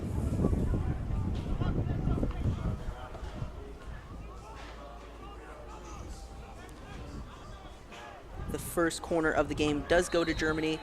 We'll see if they attack from the outside. They immediately close in. The Netherlands, though, tried to play good defense, but Germany immediately scoring, getting their first goal of this game against the Netherlands. A quick 1-0 lead for the Germans. A huge start. Both of these teams successful earlier today. Germany, though, looking like they had a little bit more juice to start off in this game. We'll see the Netherlands now on their first attack so far for this game. Just like the Germans, immediately closing in on the interior. Number 3 has the ball right now. But a turnover causes Germany to get back on the attack as they push forward. Number 9, Hopstock, is the one with the ball right now. Across the pitch, trying to find something, maybe get a quick 2-0 lead, but it goes out of bounds. And it looks like it will be the Dutch who have possession now.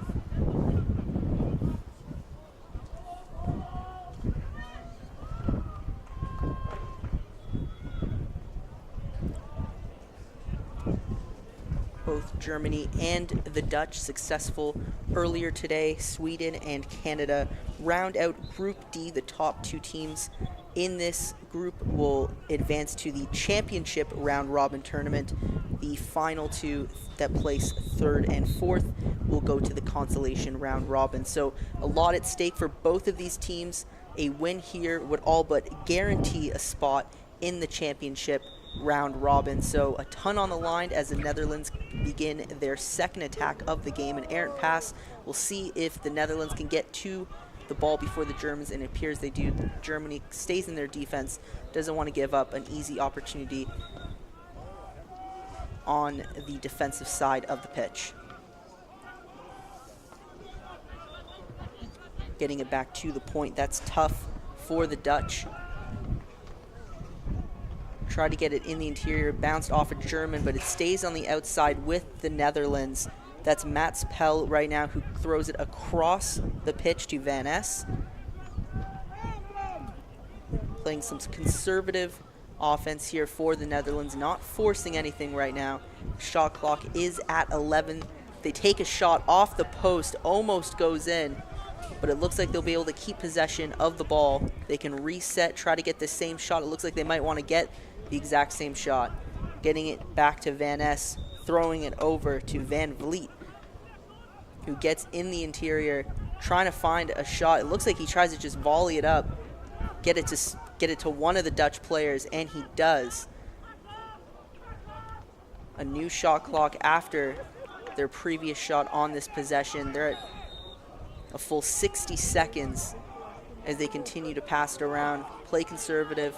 They aren't forcing anything so far. Pushing it inside, everyone collapses into the net. We'll see if something can happen here for the Dutch. Very congested inside. Germany, though, staying tough, not letting the Dutch get anything easy right now. And it is the Germans who come away with it, and they go straight into the transition. It is a race for the ball, and that is going to be the second goal of the game for Germany. Jonas Veren, the captain of Germany, gets the second goal of the game. 6.5 minutes left in this first half. Germany off to a great start. We saw a ton of good things from Netherlands there on that previous possession. They played good offensively. They had a couple good opportunities at the goal, but one mistake on the offensive side led to an incredible transition play for Germany, and that is why they extended their lead. But now it is the Netherlands back on the attack, looking for their first goal of the game.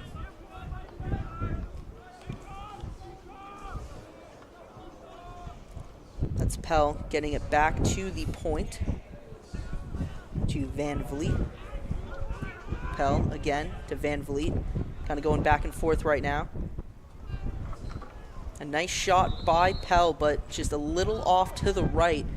We'll see if that was deflected. They're going to say it was, so it's going to be a corner on the right side of the pitch for the Dutch. Salema, the captain for the Dutch, is the one who got the corner. Gets it kind of back to the point. Throws it all the way across to Reinders. Back to the captain. Back to Pell. Really working the perimeter of the offense right now. They don't want to force it inside and get another turnover. That's how the Germans scored their second goal. A nice shot there, but a better deflection by the Germans. It's still going to be Netherlands' possession, but Germany's defense has been incredibly tough so far for the Dutch.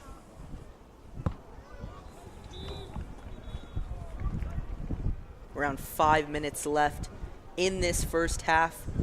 Two teams winners of their first game of the tournament earlier today, looking for their second to clinch a spot in the championship round robin. The Netherlands currently on the attack, getting it to Salema. A little errant pass there by the captain, but he gets it right back and he flips it to the outside. It looks like they're going to try to readjust their offense, reset. You can see the battle for positioning on the inside right now. Salema tries to throw it to the outside. Another deflection. Germany using their paddles not just to defend the net, also to defend the passes on the outside, making things incredibly difficult for the Dutch right now.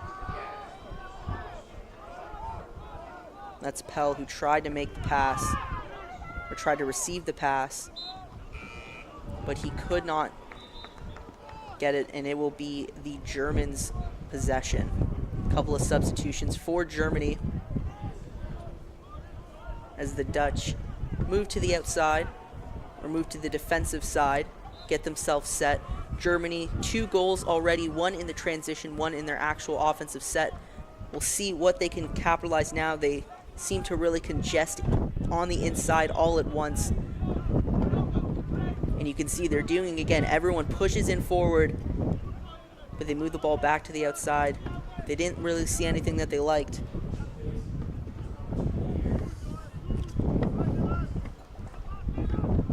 Getting inside is Dennis Witt, trying to make a pass.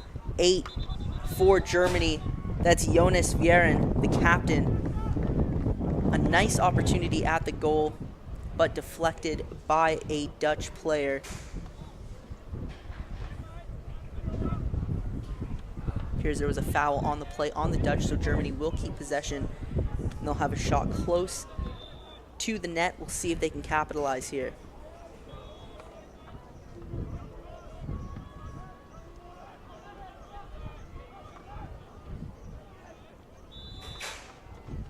And Germany immediately takes the shot on the free shot. Netherlands were able to deflect it. We are at around 3 minutes left in this first half. 2-0 Germany so far. The Netherlands has been just as much in the offensive attack as Germany. It's just Germany has capitalized on their opportunities more than the Dutch so far. Germany continuing to push forward. Back to the captain, Vieren. And then he throws it down to the point. That's Marco Hopstock holding on to it right now. Tossing it over to Unterfeld. Looking to make a shot. Thought that was his teammate. He actually threw it to one of the Dutch players, and that's going to be a turnover. The Dutch trying to get the ball out away from their goal. And that's Pell, who's just holding on to it right now. Throwing it forward, and he's going to get it to Van Vliet for the Dutch. A competitive game so far. 2-0 for Germany. The Dutch has had a good amount of opportunities to get on the board. They just haven't capitalized. Another turnover for the Dutch, though. They're going to have to minimize these small errors on the offensive side if they want to get back into this game. One of those turnovers resulted in a goal by Germany when they went out in the transition. So the Dutch needs to limit those opportunities if they want to keep themselves in this game. We know Germany, one of the better teams in almost every single bracket in this tournament, whether it's the under 21 men's, women's, or the men's and women's open brackets. They usually have pretty good teams, so you have to make sure you're playing your best, and I think the Netherlands just need to make sure they don't make those mistakes they made a couple of times on the offensive side. It will be Germany's ball after a shot on goal that was deflected by the Dutch. We're at around 1:30 left in this first half. Both teams in Group D alongside Canada and Sweden, who are playing on pitch 2 right now. Germany and the Netherlands were both successful against Canada and Sweden earlier on in the day. This is their second matchup of day 2. Day 1 was all under 21 men's and women's action, so this is the first day really for both of these teams.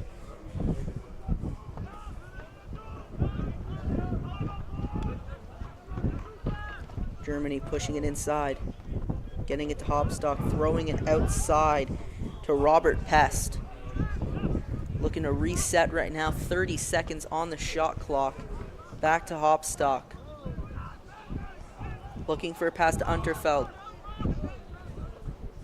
Getting it inside, trying to find a good shot. Unterfeld takes the shot and just misses the net. It's going to stay 2-0 with 35 seconds left in this first half. The Dutch now on their way. Maybe their final push for a goal in this first half against Germany. A goal here would shift the momentum in a huge way for the Netherlands. An opportunity right now. They know the time is ticking. Pushing it on the inside. That's Dylan Tuff for the Netherlands. Throwing it to Van Vliet. 2 seconds left. They have to throw it up. They miss it, and that is going to be the end of the first half. Germany has the lead 2-0 over the Netherlands. Both of these teams in Group D of the men's open bracket, both 1-0 alongside Canada and Sweden, currently playing on pitch 2, both 0-1. We'll be right back for the second half in just a couple minutes.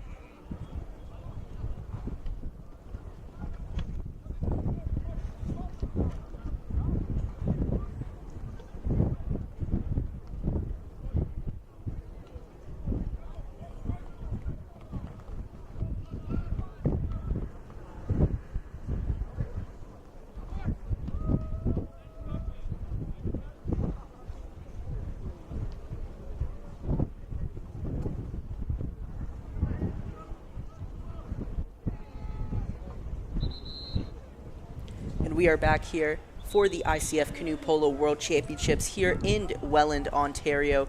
Currently 2-0 for Germany over the Netherlands, both in Group D. And here's the sprint for the ball to open up the second half, and it is the Netherlands who gain first possession. They need it, down 2-0 right now. Let's see if they can maybe cut into this lead early in the second half, try to build some momentum in the final stretches of this game. Both Germany and the Netherlands victorious earlier today against Canada and Sweden. Sweden is currently up 2-1 over Canada on pitch 2. The Netherlands will see if they can make something happen here on their first attack of the second half. Pulling it back to the outside.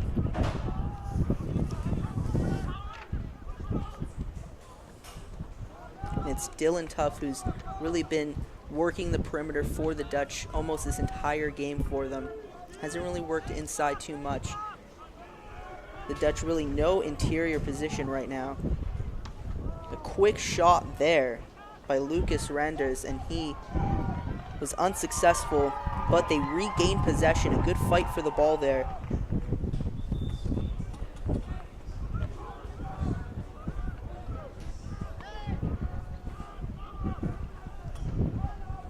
Remco Van Vliet beginning the set. They all collapse into the interior, trying to build some positioning, but the Germans are just too tough. Germany really not focusing too much on the players on the outside, making sure that if the Netherlands want to score, they're going to have to score farther away from the net. Here's Van Es, who turns the ball over, and it is going to be Germany's ball unless Van Es can get it, and it will be Germany's ball. The ref, a little complaining between both players to the referee. It seems like we are going to be offered a green card to the German player.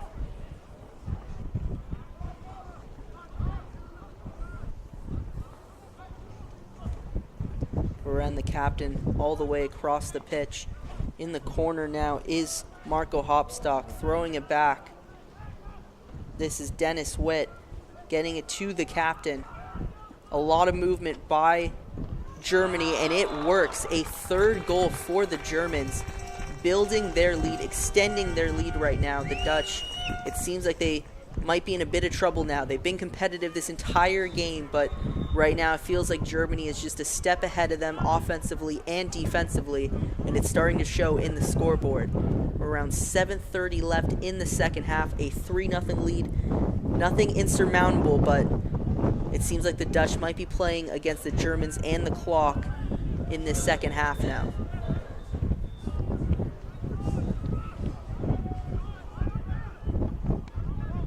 See Van Vliet getting the ball back up the center, bounces off his kayak. He has to reposition himself. Throwing it over to Webers. Back to Van Vliet.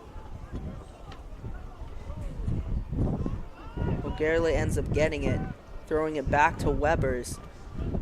Not a lot of movement inside until now for the Dutch. Everyone gets on inside, maybe trying to force something, but the Germans are the ones who end up with the ball, and now they're in the transition. A 2-on-1. We'll see if Van Vliet can get back and disrupt it, and he can't.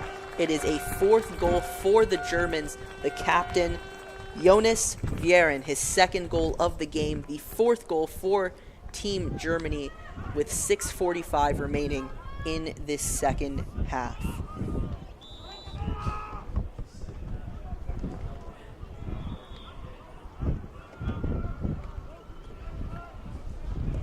The Dutch continuing their offensive attack, down 4-0.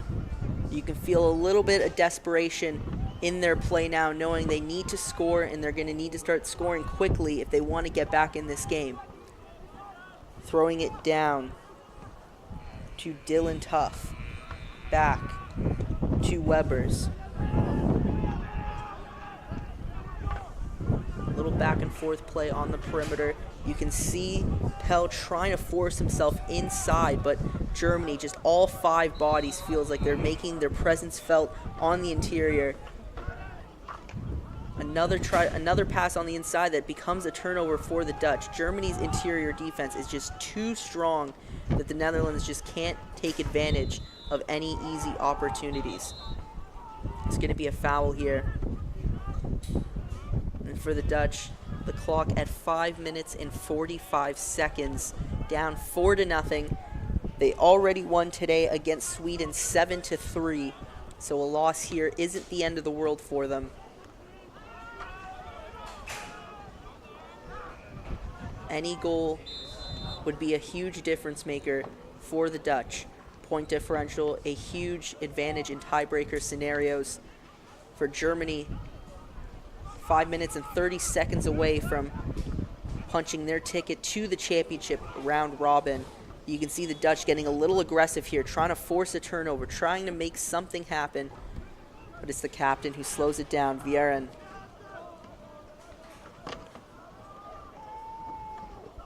Almost feels like the Germans are playing a little bit of keep away right now. The Netherlands playing really tough on defense, maybe looking for that outlet pass. They can get them maybe one more final goal to finish this game off for good. Vieren all the way down to Gosselman, unable to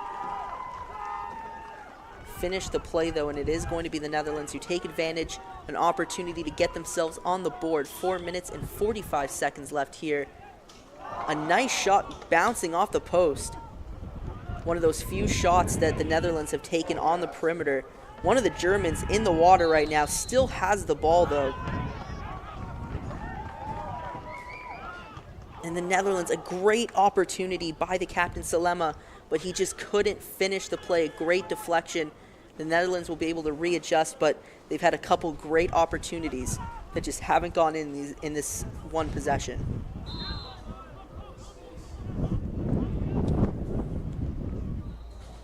Ball goes out of bounds, and it will stay with the Dutch.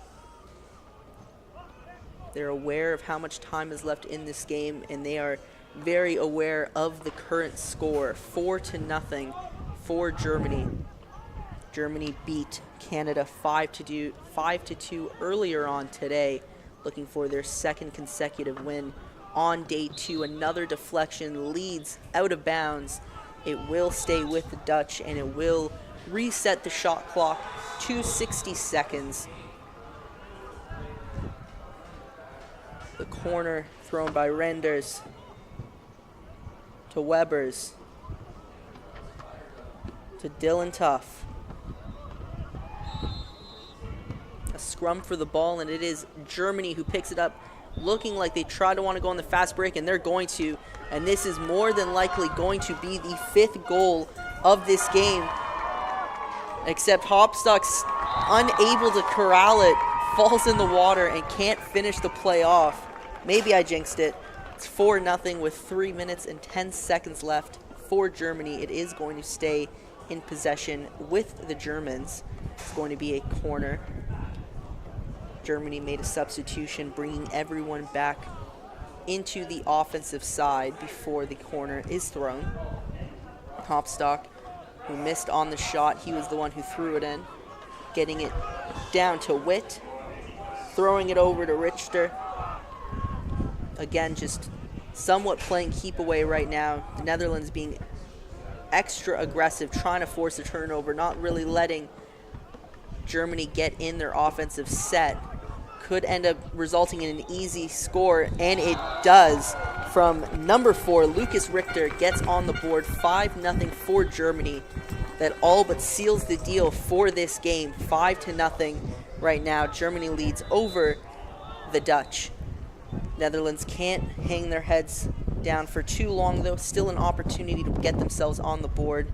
As I've mentioned before, point differential could be a factor in terms of tiebreaker scenarios. So any goal right now would be huge for the Dutch. For Germany, this all but books their ticket to the round robin championship that will be starting this Thursday. Ogerle tried to push it inside, but a turnover resulted from the captain, Jonas Vieren, who was unable to successfully get the ball down to the offensive side. of the Germans, so it will stay Netherlands ball. Minute 30 left. Pushing on the inside. The Dutch trying to figure something out. They played a competitive game all game long. It just hasn't resulted in any goals so far. Weber's getting it to Dylan Tuff.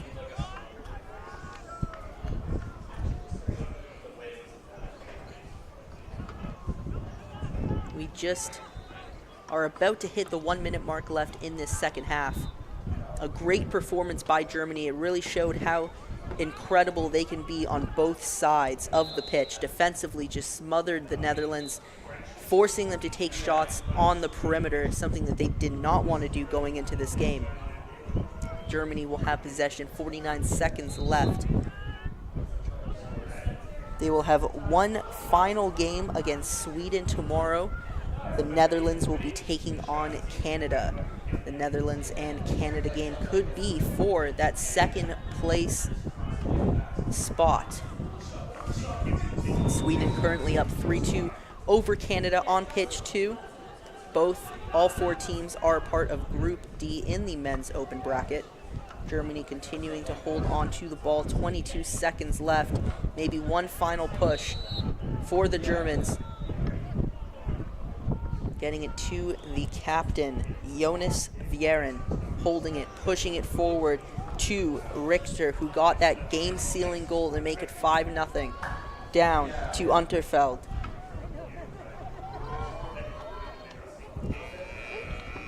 And that is just about going to do it for this game in Group D. It is 5-0 Germany, a final against the Netherlands.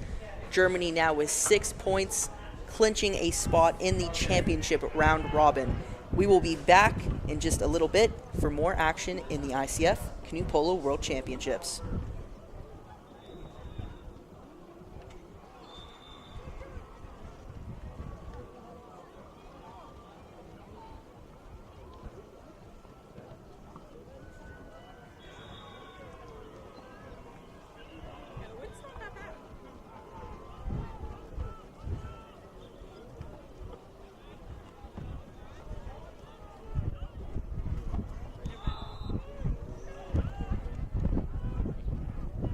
What I found helps. One hand here, one hand here. Put your face into it from a stable throw. See, but like during my game, I know I had brought up to Brandon. I thought it was like shaky. She said in there. It feels shaky. Yeah, I don't it think feels it's shaky, bad. but it looks stable. That's not me anyways. But like, I think the wind was stronger when I was first down here. Yeah, this is not bad. That's why I kind of want to put the lawnmower back on. Like, if you're trying to follow the ball, It was really bad for my dosing. it's just trying to find a ball that size on here. Don't. Stick your head out, look around. I just don't think the framing's gonna look good. 'Cause even yours, the neck is getting cut off half the time.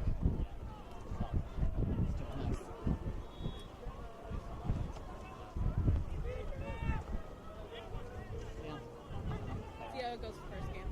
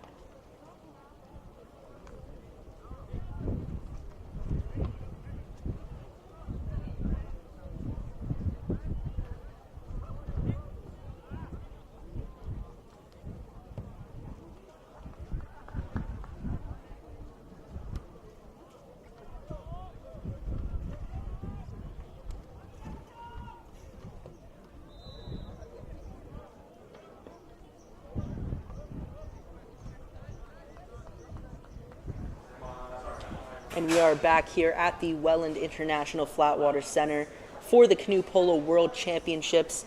It is Group F of the men's open bracket. It is Switzerland versus Great Britain. This is the second matchup for both of these teams today. Switzerland tied with Iran 3-3. Great Britain beat Brazil 9-3. So an impressive performance for Great Britain. Looking to bounce back is Switzerland. Both Iran and Brazil are on pitch 2 right now, so all of Group F is underway at the same time as Great Britain looks like they will be the first ones on the attack. Both teams in red kayaks. Great Britain wearing the blue, Switzerland the red and white.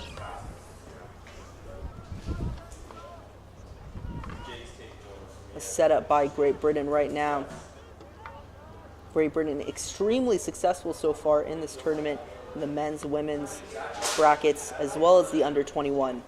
We'll see if they can continue that success in this game against the Swiss as the Brits continue their possession.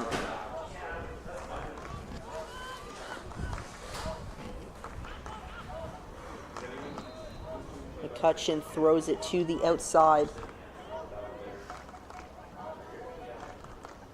McCutcheon back to Thompson.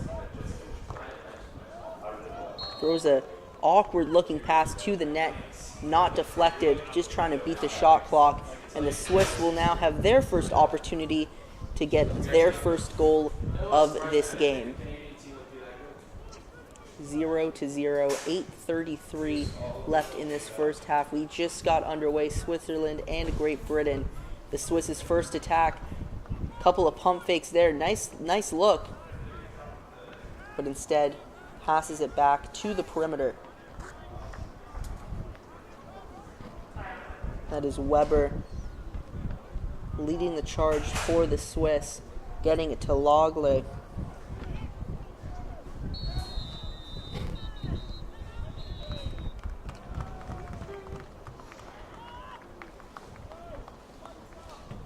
And a turnover will, or it will be a free shot for Switzerland, resulting in almost a guarantee goal. It will be number 6 Ross, it will be Stefan Bartlett.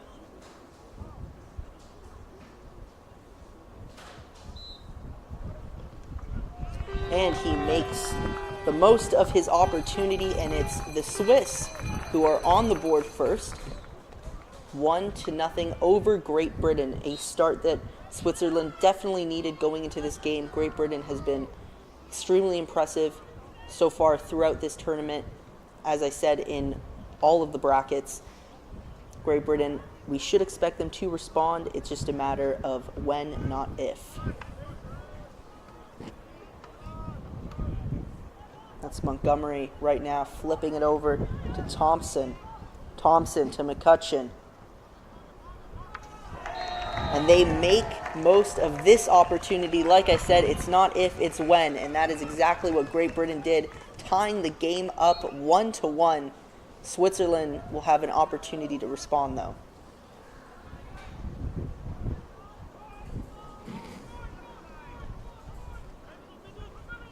Number 2, Morger for Switzerland, shoots it and scores.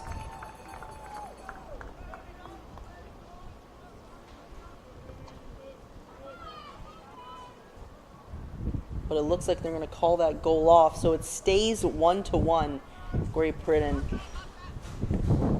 Maybe a little lucky there. with 6:30 left in this first half. McCutcheon gets it inside. A tough pass, a tough shot there by Nicholas Spencer. Gets deflected, and it will stay with the Brits. Both of these teams, different results earlier on in the day. More of a must-win for Switzerland to keep themselves in contention for that first place mark in Group F. A win here for the Brits almost guarantees a spot in the round robin championships. A nice shot there, just hits the post and goes out of bounds. Possession will switch to the Swiss.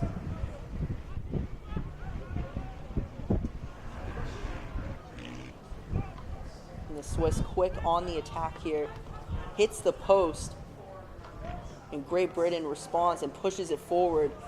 They don't have numbers though. The Swiss quick to get back on the defensive side. Always good to see that defense is a priority, especially in the transition.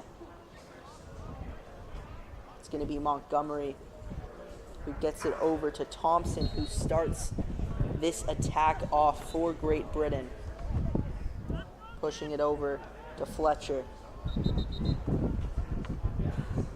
A little bit of contact there, and they are going to call a foul. It will stay with Great Britain, who pushes it back down to Ollie Thompson, over to Ross Montgomery. Flips it back to Fletcher. Or excuse me, now Fletcher has possession of the ball, pushes it out. Montgomery trying to find something on the inside, faked a shot.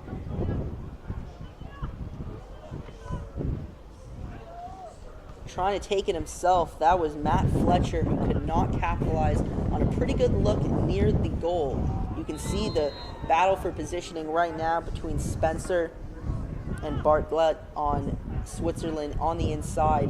It's aggressive. They're trying to get that positioning, the oh-so important positioning, especially for the offensive attack, as they continue to work the perimeter.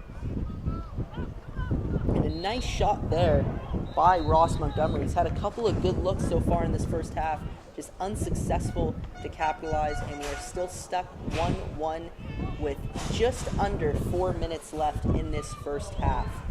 The Swiss will now look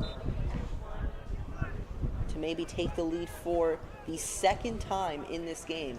Their first goal off of a free shot.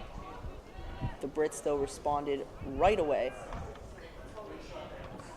Now looking for their second goal. One of their goals called off due to a penalty. Now Switzerland will now take a corner after the ball went out of bounds. 47 seconds left on the shot clock. Tons of time to get the shot that they want to take. A little congested on the inside, but it might work. A nice outlet pass underneath the goal, but just a little too much on it. A well-designed play that just wasn't executed properly.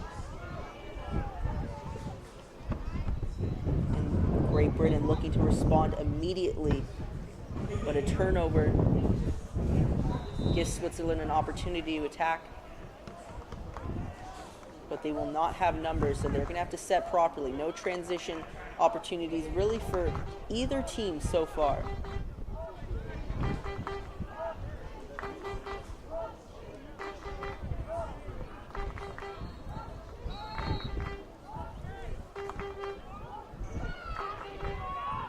Logler, the captain for Switzerland, tried to get inside. Was unable to. Forced a penalty, though. It's Bartelt who has the ball right now. Looks to shoot. No, he passes it to Weber, who cuts inside, passes it to the captain, Lagler. A nice shot. And it is going to be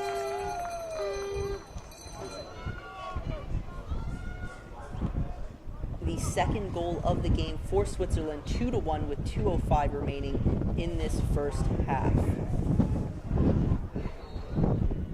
The Brits maybe taken a little off guard, winning in a blowout earlier today, 9-3 to Brazil. Switzerland could not beat Iran. They drew 3-3.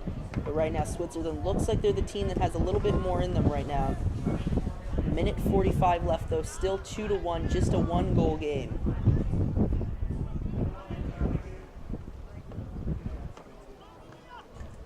That's Montgomery. Nice little behind the back pass there to Ollie Thompson. Pushes forward, tries to shoot it himself, can't make it work. And now it looked like maybe a potential transition play for the Swiss, but you can see Great Britain quickly back on the defensive side, making a substitution, making sure there's some fresh bodies in order to play defense on the other side. The Swiss, though, have to be happy with how they've played so far. Up by 1 with a minute left in this first half.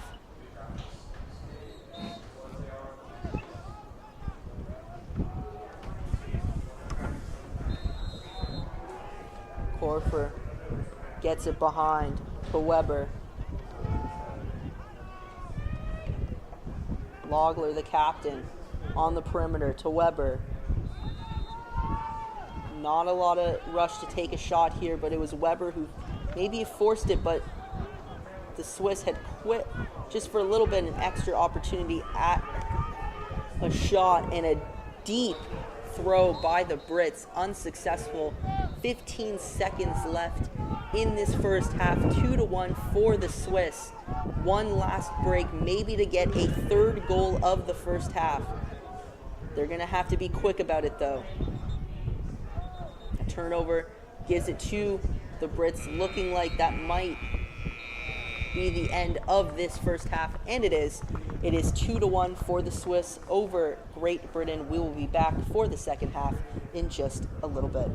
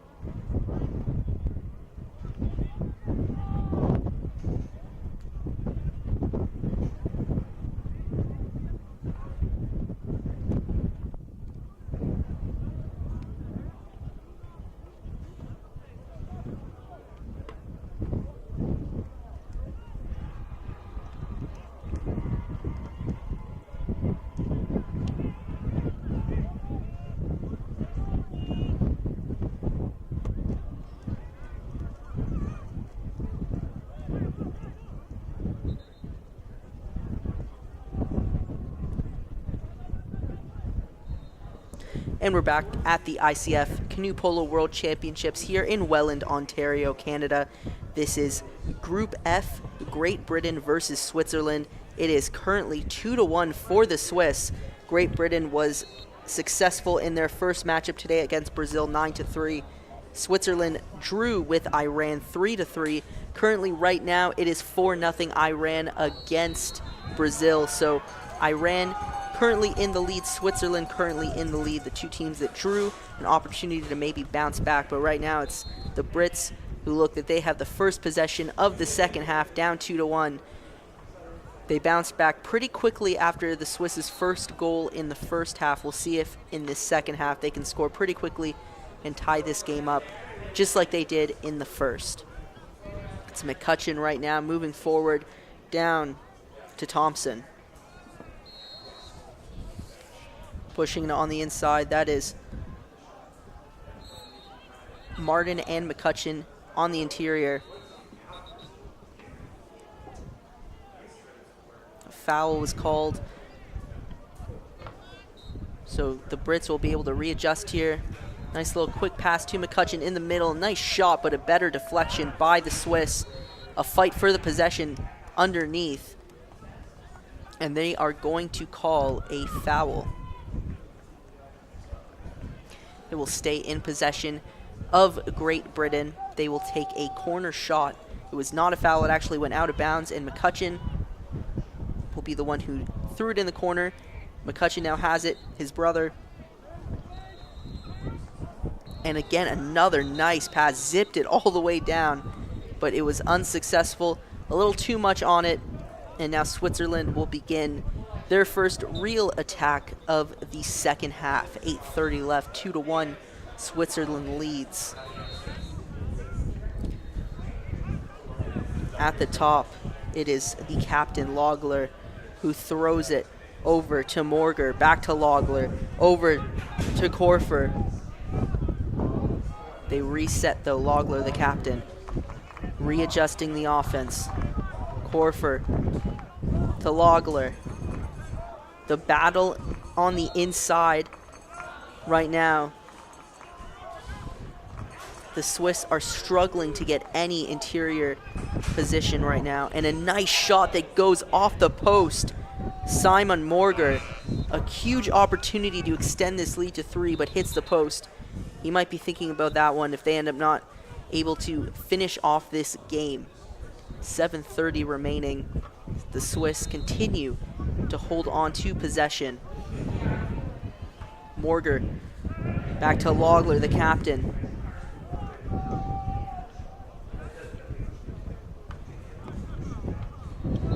Morger, who just hit the post, flipping it around.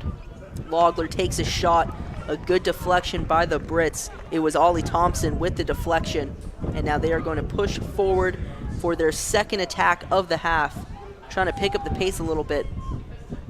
That is McCutcheon back to Montgomery, and they are now going to slow it down.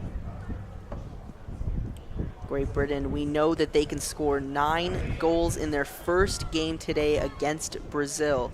9-3 final. Only 1 goal, though, so far in the first 14-ish minutes of this game. They're picking up the pace, though. That's Montgomery who shoots it. Looked like it may have been deflected, and it is. It will be Great Britain's possession. It will be taken in the corner. McCutcheon throws it over to Ollie Thompson, who picks up the second goal of the game for Great Britain. The Swiss have to be frustrated knowing that they gave up another lead in this game, but they are immediately going on the attack. No wasted time here, and they immediately take a shot deflected by a Brit, and it will be Switzerland's ball. But a huge goal there by Ollie Thompson on the other side for Great Britain, tying this game up. 6 minutes left in this game. Anybody's ball game right now. Switzerland may be needing this game a little bit more, tying with Iran earlier today. Great Britain, a 6-point win over Brazil. The Swiss continuing to rotate the ball. Still struggling to get any interior positioning. Great Britain just really working on the inside, not putting any pressure on the perimeter players right now. Getting it over to the captain, Logler, is Switzerland. Maybe he's the guy to get them that third goal, pushing it over.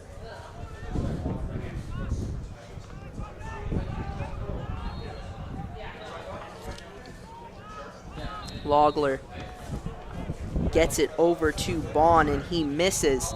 A great opportunity. A couple of times now, Switzerland has hit the post. And in a game when you're facing a team like Great Britain, one of the better teams in this tournament, those are the opportunities that you can't miss out on. Great Britain will now have a chance to take the lead for the first time in this game with 4:45 remaining. That is Thompson who throws it across to Montgomery. Back to Thompson. He's the man who tied this game up. Throwing it over to Fletcher. Fletcher trying to get inside. Tossing it up. Back to Ollie Thompson. Montgomery to Thompson. The Brits being patient, taking a nice shot that's deflected. It's going to reset the shot clock, reset the possession for Great Britain with around 4 minutes left in this second half. 2-2 game. So far, both teams have played really well defensively, guarding the goal as best they can, limiting the interior shots as much as they can. But it is Great Britain with another nice shot in the right wing of the pitch, and they hit the post and it deflects out of bounds. It looks like it will stay with Great Britain.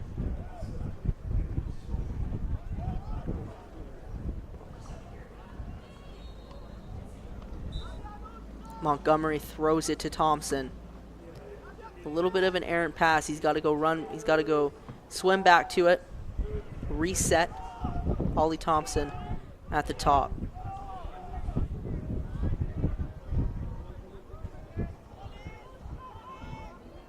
Getting it over to Matt Fletcher. Throwing it to Spencer. Back to Fletcher. Back to Ollie Thompson. No rush at all by Great Britain to take this shot, milking as much of this shot clock as they can. Fletcher throws it across the pitch. It is Montgomery who's kind of stayed on that right wing this entire time. He takes a shot and he scores. Great Britain gets their third goal, taking the lead for the first time with just over 3 minutes left in this game.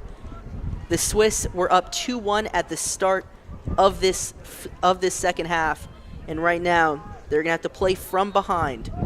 We saw them on the previous Great Britain goal that tied the game. They immediately rushed to try to take a quick shot. It seems like they're doing the exact same thing right now.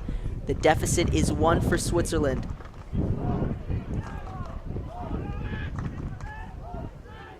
Logler, the captain, trying to set something up. Got the ball. The Swiss trying to get inside. And they score and they tie it up right away. It is a 3-3 game with 2:23 left. That is exactly what Switzerland needed. A huge response. A win would be huge for both teams, but especially for Switzerland. I think they might be okay with taking a draw against one of the better teams in this tournament in Great Britain. But still, a ton of time left. We saw both teams score fairly quickly within each other, so anything can happen. Still 2 minutes left. Great Britain taking their time just as they did on their previous couple of possessions. The only player inside, Ross Martin, for the Brits. Everyone else on the perimeter, passing the ball around, taking their time, looking for the best opportunity that they can get. And now everyone pushes in. And Ollie Thompson looked for his second goal of this game, but is deflected out, and it will stay in possession with Great Britain. 1 minute and 25 seconds left, 60 seconds left on the shot clock. McCutcheon gets it, swings it over to Ollie Thompson, back to McCutcheon. McCutcheon to Thompson, and then to McCutcheon, his brother. swinging the ball back and forth, taking their time, in no rush, are the Brits. And you can see a little bit of motion, swinging both wing players to the other side. Every single player on Great Britain now outside and not in the interior. McCutcheon, though, swings in, try to build some quick interior position as they push forward. And it is a huge goal with 35 seconds left for Great Britain. It was Ollie Thompson who got the game-tying goal at 2-2, now gets the game-leading goal 4-3. The Swiss, no time to waste. 30 seconds left, an opportunity to tie this game and draw. If not, they're gonna fall behind on an opportunity to take 3 or even 1 point in this game. The Brits, a great comeback in this second half. 15 seconds left. And a turnover by the Swiss that might just about do it. 5 seconds remain. Great Britain just swings it over, and that is going to be the final. Great Britain takes this game over the Swiss 4-3. An impressive comeback win for Great Britain. They won 9-3 earlier today against Brazil, and now they have beaten Switzerland 4-3. The Swiss disappointed, a draw earlier, and now a disappointing loss to the Brits. Both of these teams are in Group F alongside Brazil and Iran. Iran looks to just about win their game on pitch 2. We will be back in just a little bit for more action with the U21 Men's Group A.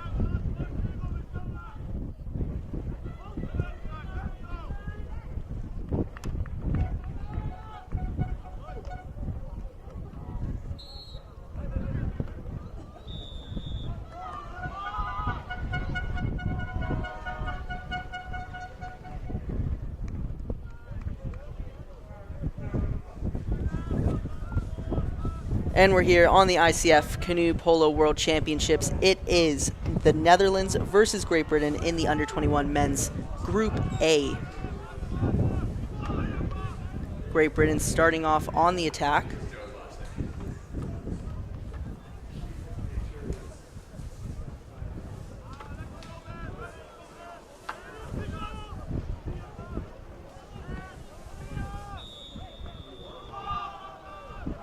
And Great Britain unable to capitalize on the interior, and it is stolen by the Netherlands. They're going to get their first attack of this game.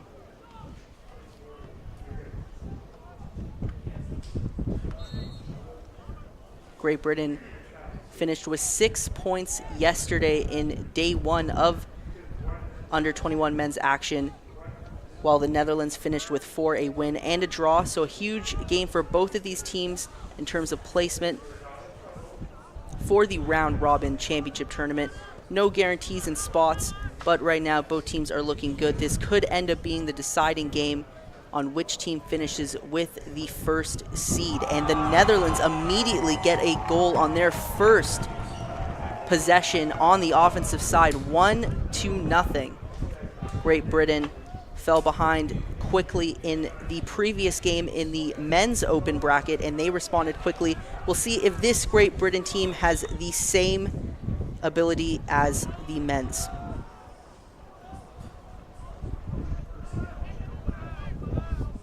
It is McCutcheon, number 6, who is leading the way for Great Britain. Swinging it over to Jack Playford. Back to McCutcheon. Pushing it inside. Almost flips over, but is able to regain himself and throw it over to Playford. Back to McCutcheon. Swinging it over to Lothorpe. Taking their time, being patient, and then all attacking at the same time. 2 men on the interior, 3 on the perimeter. And a quick response by Great Britain. That is Jack Playford with his first goal of the game. It is now 1-1 with 7:57 left in the first half. Both teams, 2 quick goals. Both of these teams we expect to play well and have a shot at advancing far throughout this tournament. Both teams getting on the board early, and it's the Netherlands looking for a quick response here. A nice deflection there by McCutcheon, and now the Brits will move forward with the game tied at 1. That moves over to Jack Playford. Over to Alex Lothorpe. A deflection there by the Dutch, and it is going to stay 1-1.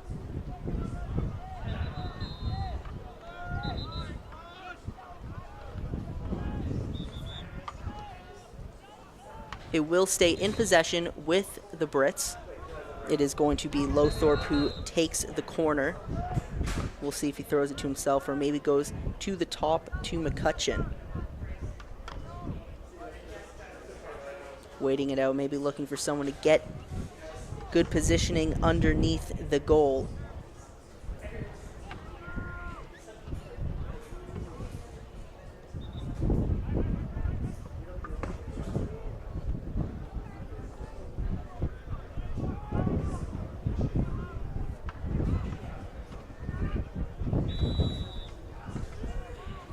And he throws it to himself.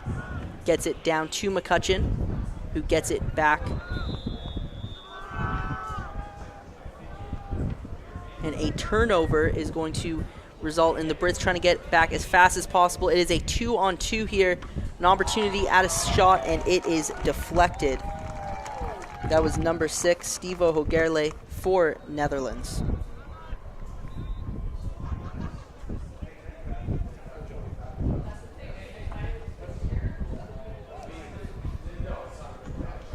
A corner here,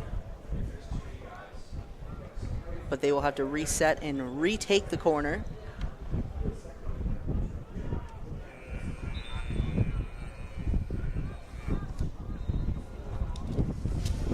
Tosses it over to the captain, Engelschman. Engelschman gets inside, passes it over to Hogerle. O'Gurley with a good deflection on the other side of the pitch for the Netherlands team.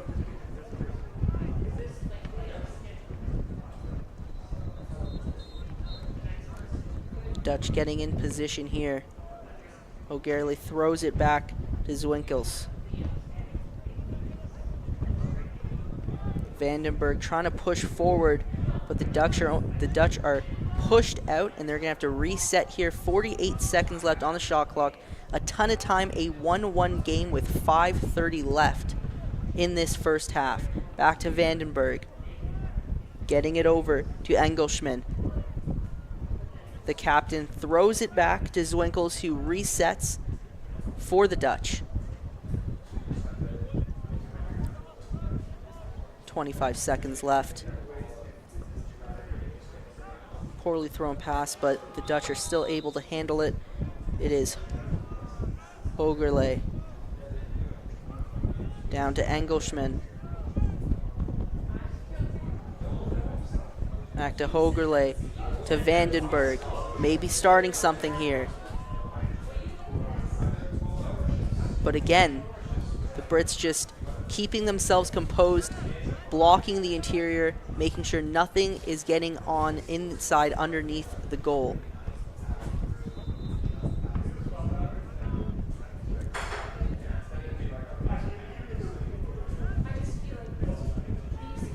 Dutch pass it back outside to Kasai, who gets it over to Vandenberg, who looks to shoot but doesn't, gets it to Zwinkels. But again, just immediately resetting their offense. Zwinkels tosses it outside. 10 seconds on the shot clock. They're going to have to shoot it. Not a lot of time left. Hogerle shoots it a little too high, and it's going to go out of bounds, and it's going to go to Great Britain. They were on the defensive side for a long time there, but now an opportunity to attack. Tied 1-1 with 3:45 left in the first half. Great Britain pushing forward. A nice pass inside, a good deflection though, and the Brits are going to have another opportunity after a corner.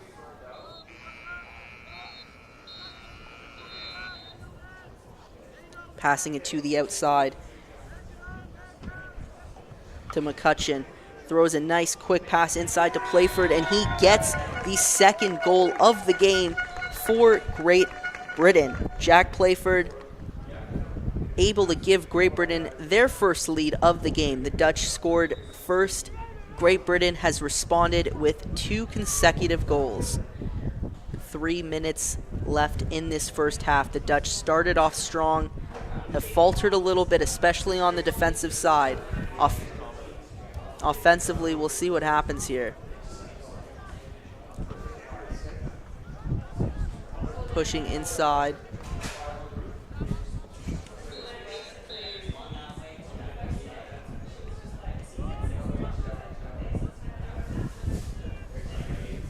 And there was an extra ball on the pitch, so clock was stopped. And we will reset and we will restart here. 2:45 left. One man on the inside for the Dutch. Everyone else playing the outside game, trying to figure something out. Right now, Van Beemeldust on the inside, number 7 for the Dutch, just unable to really get anything going for him.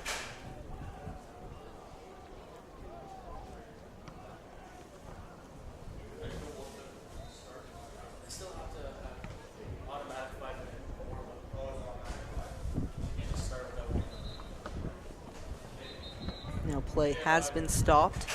Referee talking to the scorekeeper,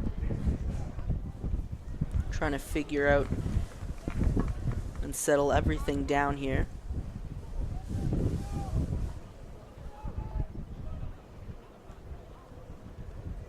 It's currently 2-1 for Great Britain. 2 minutes and 40 seconds left in the first half. This is the ICF Canoe Polo World Championships here in Welland, Ontario. Action has resumed, and the Dutch will look to try and tie this game up 2-2 after taking an early 1-0 lead. A good opportunity on the inside there, just not a good look.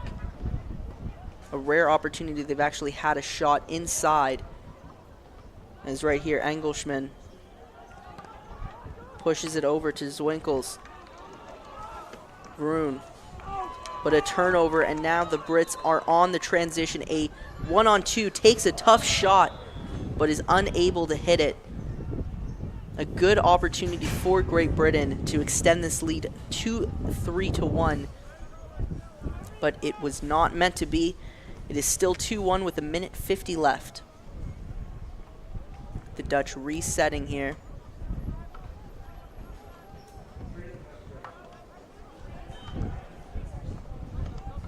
Engelschman takes a shot, hits underneath, and Britain will push forward a 2-on-2 opportunity here. One of the better chances for Great Britain in this game, but they are unable to get it in the net. Great recovery defense by the Netherlands team. The Dutch are now pushing forward, but it looks like there will be a foul called on the play. The Dutch kind of arguing here, maybe in their favor. Engelschman, the captain, talking to the referee with Jack Playford on Great Britain.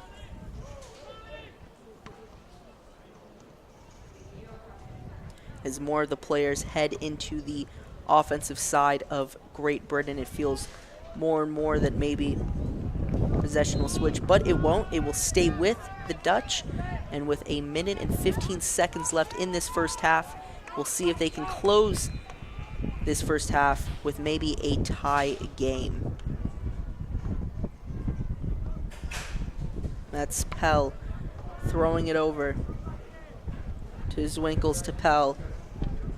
A lot of contact inside right now. Pell almost going to flip over, but he maintains possession. And we were just given a yellow card, it appears.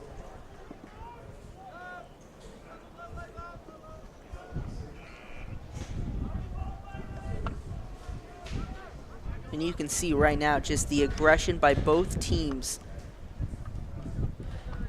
A lot of bodies underneath the net right now, and it's showing a ton of aggression as the Dutch just flip it to the outside to Zwinkels. Jort Pell gets it right back. 35 seconds left. The shot clock is off. No pressure in terms of a violation, but the pressure of the first half ending. Looking like they're trying to get something going here, but they turn the ball over, and the Brits have an opportunity to extend this lead with 15 seconds left to make it 3-1. We'll see what happens. They have numbers 3-2, and they capitalize. It is 3-1 with 10 seconds left. Great Britain extends their lead. And for the Dutch, who scored the first goal in this game, it has to be a little bit disheartening knowing that you're going to be going down by 2 heading into halftime. 10 seconds, though. I said it's a 2-goal deficit, but you never know what could happen. A quick goal here for the Dutch would be huge for them. We'll see if they can make something happen. Cross pitch. The Dutch, not a lot of time left. They're going to have to shoot it, and they do not. It is going to go into halftime 3-1 in favor of Great Britain. We will be back for the second half in just around 3 minutes for the conclusion of this game.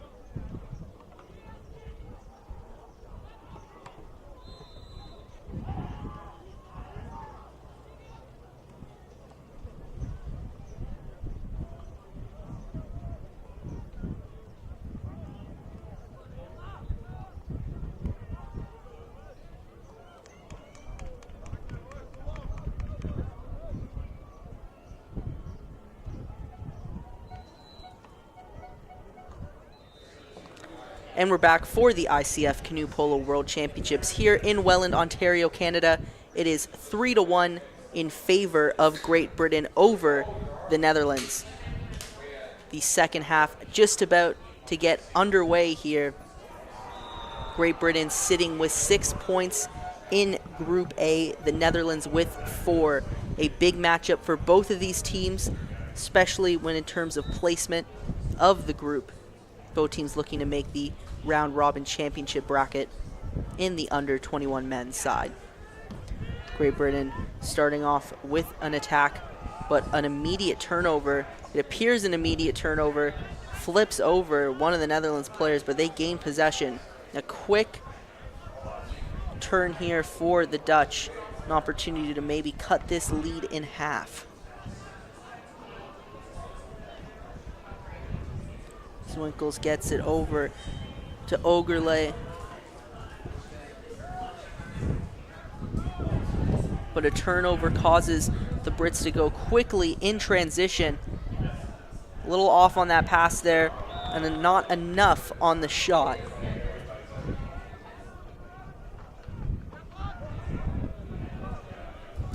Great Britain. We'll see if they can capitalize here. It looks like they will get a corner. They're going to say it was deflected off one of the Dutch players. In the corner is Lothorpe. Throws it across to Playford, who's got a goal. McCutcheon to Lothorpe. Gets it inside. A nice opportunity for the Brits, and they capitalize. That was James Mallon, his first goal of the game. It cuts it, or it extends it to a 4-1 lead. The Dutch, they were the first team to score in this game. They were up 1-0, but that lead quickly has disappeared into a 3-goal deficit. They are quickly on the attack here. Ogerle pushing forward, getting Engelschman a shot, but he could not score, and it stays 4-1. Engelschman felt like there was a ton of contact on that play. They will get a corner, though. Ogerle will be the one throwing it on the outside. Nice quick little pass. Getting it to Vandenberg. To Engelschman. A quick shot, and they're going to score. That was Vandenberg for the Netherlands to cut this lead 4-2. A huge goal, a much-needed goal for the Dutch. We are at 7:47 left in the second half. This game is far from over, just a 2-goal deficit. We've now seen the Dutch score twice on this Great Britain defense. We'll just see if they can maybe get a couple of stops and then translate that into some goals in the final stretch of this game. The Brits, though, on the attack right now, looking to get that goal back. A huge shot, a good deflection there. They're going to say it went out of bounds, though. So it's going to be a corner. And it's going to be McCutcheon who throws it in for his team. He gets it all the way to Jack Playford, who swings it to Lothorpe, who gets as close as you can get to the net, but it's deflected all the way to McCutcheon, and a perfect opportunity to reset. Right to Playford, who's trying to get his second goal of the game. He cannot. Great Britain, however, keeps possession, at least for a little bit, but the Dutch steal it away from him. Vandenberg, who just cut this lead in a 2-goal deficit, pushing the ball down the pitch. Engelschman, the captain, maybe he's the guy who can get the Dutch back in this game right now. Ogerle on the outside, taking their time. 35 seconds left, all the way to Engelschman. Couldn't hold on to the ball, though. Maintains possession, gets it to Vandenberg. Back to Engelschman. Maybe a spot here. And just a slip of the fingers has the Dutch having to reset their offense here. That's Kasai, who turns the ball over, and now it is a 2-on-1. We'll see if the Dutch can try to get back in time. It's 1-on-1 now. And a great defensive play by Engelschman, the captain. Recovering on the defensive side, getting a deflection and forcing the Brits to have to reset their offense. Great Britain, though, despite not scoring, they still keep possession with 5 minutes left, up by 2. They might want to play keep away for a little bit, use as much of the shot clock as they can. McCutcheon leading the charge here, all the way to Lothorpe, back to McCutcheon. Continuing to swing the ball, waste some clock, while setting up the shot they want, which they do, which they make. Alex Lothorpe, his goal extend this lead to a 5-2 game in favor of Great Britain. And if you're the Dutch, you have to score as quick as you possibly can now because time is running out. Quick on the attack is the Dutch, wasting no time, knowing that urgency is key now. Ogerle calming down a little bit, setting up the offense, getting it to Zwinkels. Back to Hogerle. The Dutch just keeping the ball away from the Brits, but they have to know they got to start scoring soon. Cutting inside, but a good defensive play there by Jack Playford. He scored now, and now he's made a good stop on the defensive side, affecting the game in a multitude of ways right now. Great Britain playing complete offensively and defensively. Quick little hand of the ball there. The Dutch just trying to get something going, and they had the shot they wanted, but it hits the post. And that is not deflected, which means it will be in possession of Great Britain. 3:40 left in this game. 5-2 in favor of the Brits over the Dutch.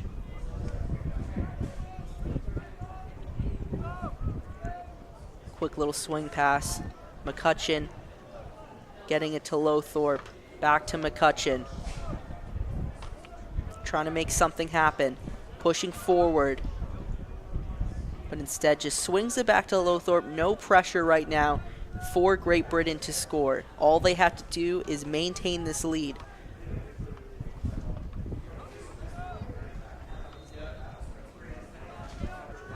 McCutcheon gets it to Lothorpe. Lothorpe, McCutcheon, and Playford have really been the guys, have leading the charge so far for Great Britain. A quick shot there to just try to get the ball off before the shot clock goes off. And the Dutch now going to try and move in transition. They don't have the speed, though, to really make most of this opportunity, and they're going to have to reset now. 2:35 remaining. A deep shot by the Dutch, resulting in no points. So Great Britain will now regain possession.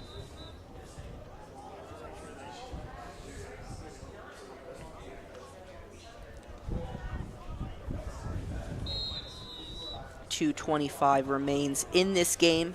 The Dutch were the first ones on the board, but they have been completely outmatched throughout most of this game. Currently down 5-2 against Great Britain.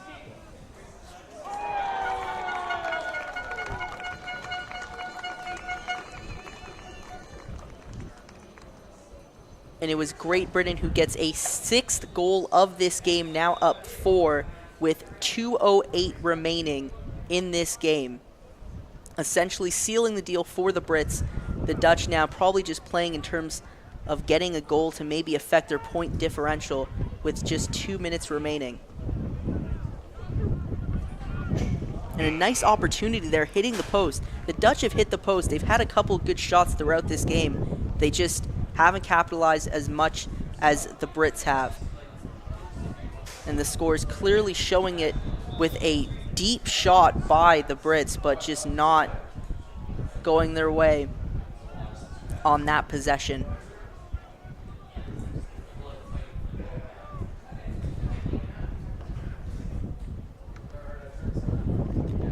Netherlands with 1 minute and 20 seconds left in this game.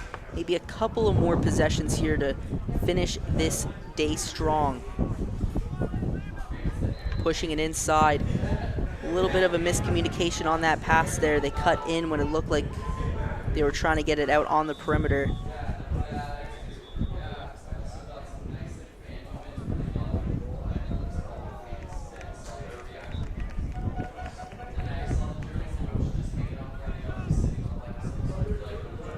The referee talking to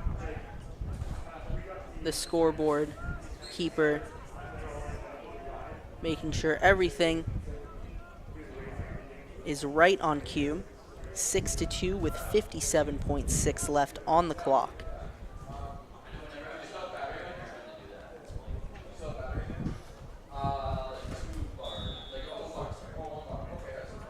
And the clock resumes, play resumes. Great Britain, no pressure whatsoever to score as they are up by 4, locking in their spot in the under-21 men's round robin championship tournament. Quick pass inside, but it was a turnover by the by Great Britain, made by the Dutch. And now Netherlands looking to make a deep shot, and they do, cutting the lead 6-3. The win may go to Great Britain, but every goal counts, and the Netherlands may have just made a huge goal that could affect their tournament moving forward. 22.6 left, 6-3 in favor of Great Britain.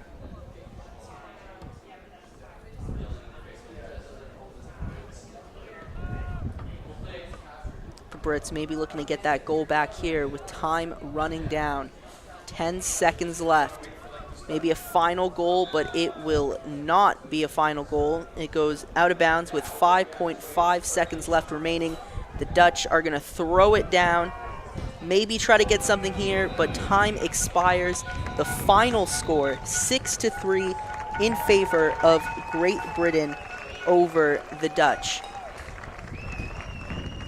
Great Britain in a great position now, moving forward in the second round of this tournament. We'll have more action coming up in just a little bit.